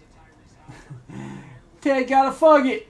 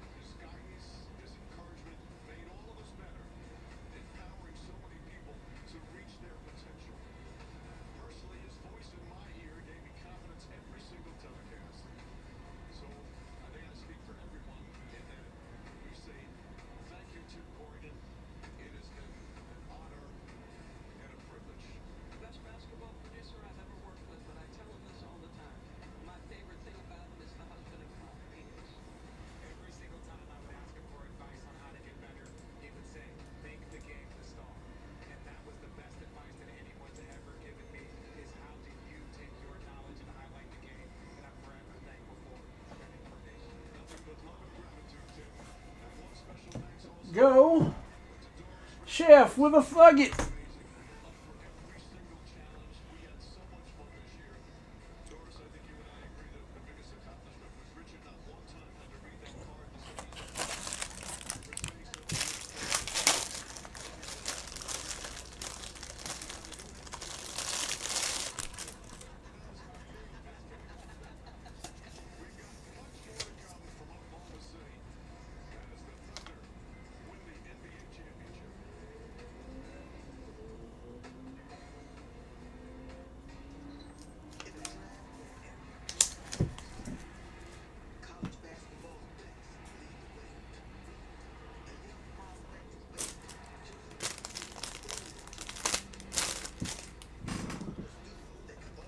Fugget.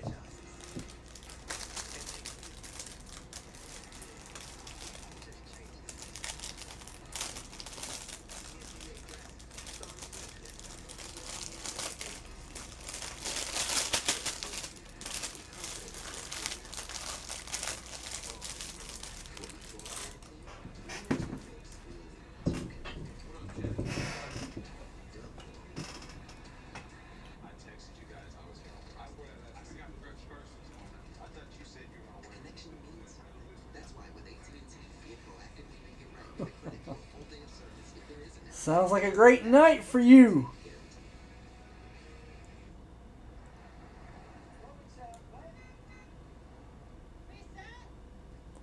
Hi, I'm referee number 2. So sorry I'm late. Violation.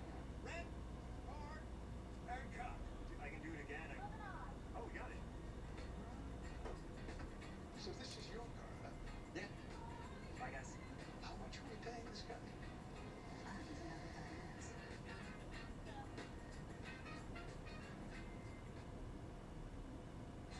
It's over.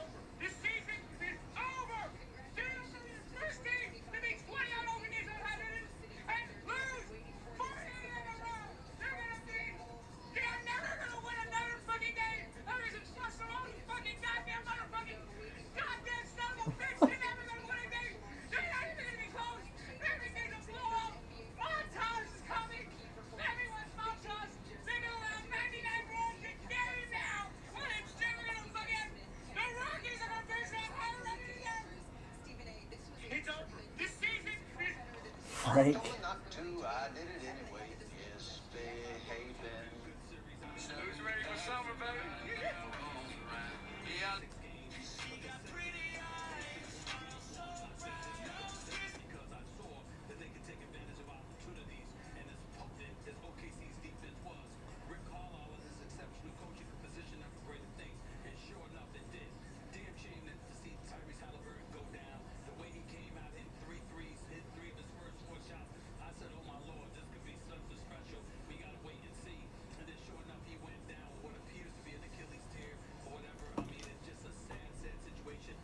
There you go.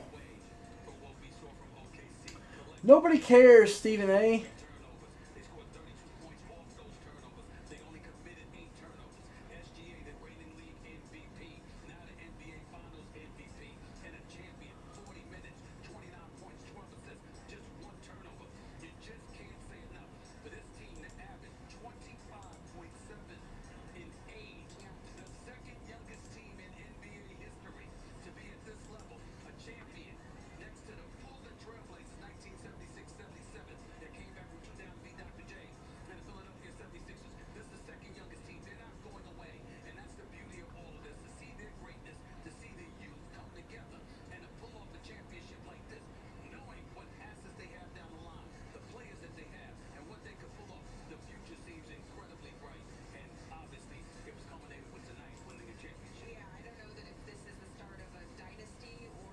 All right, we're going to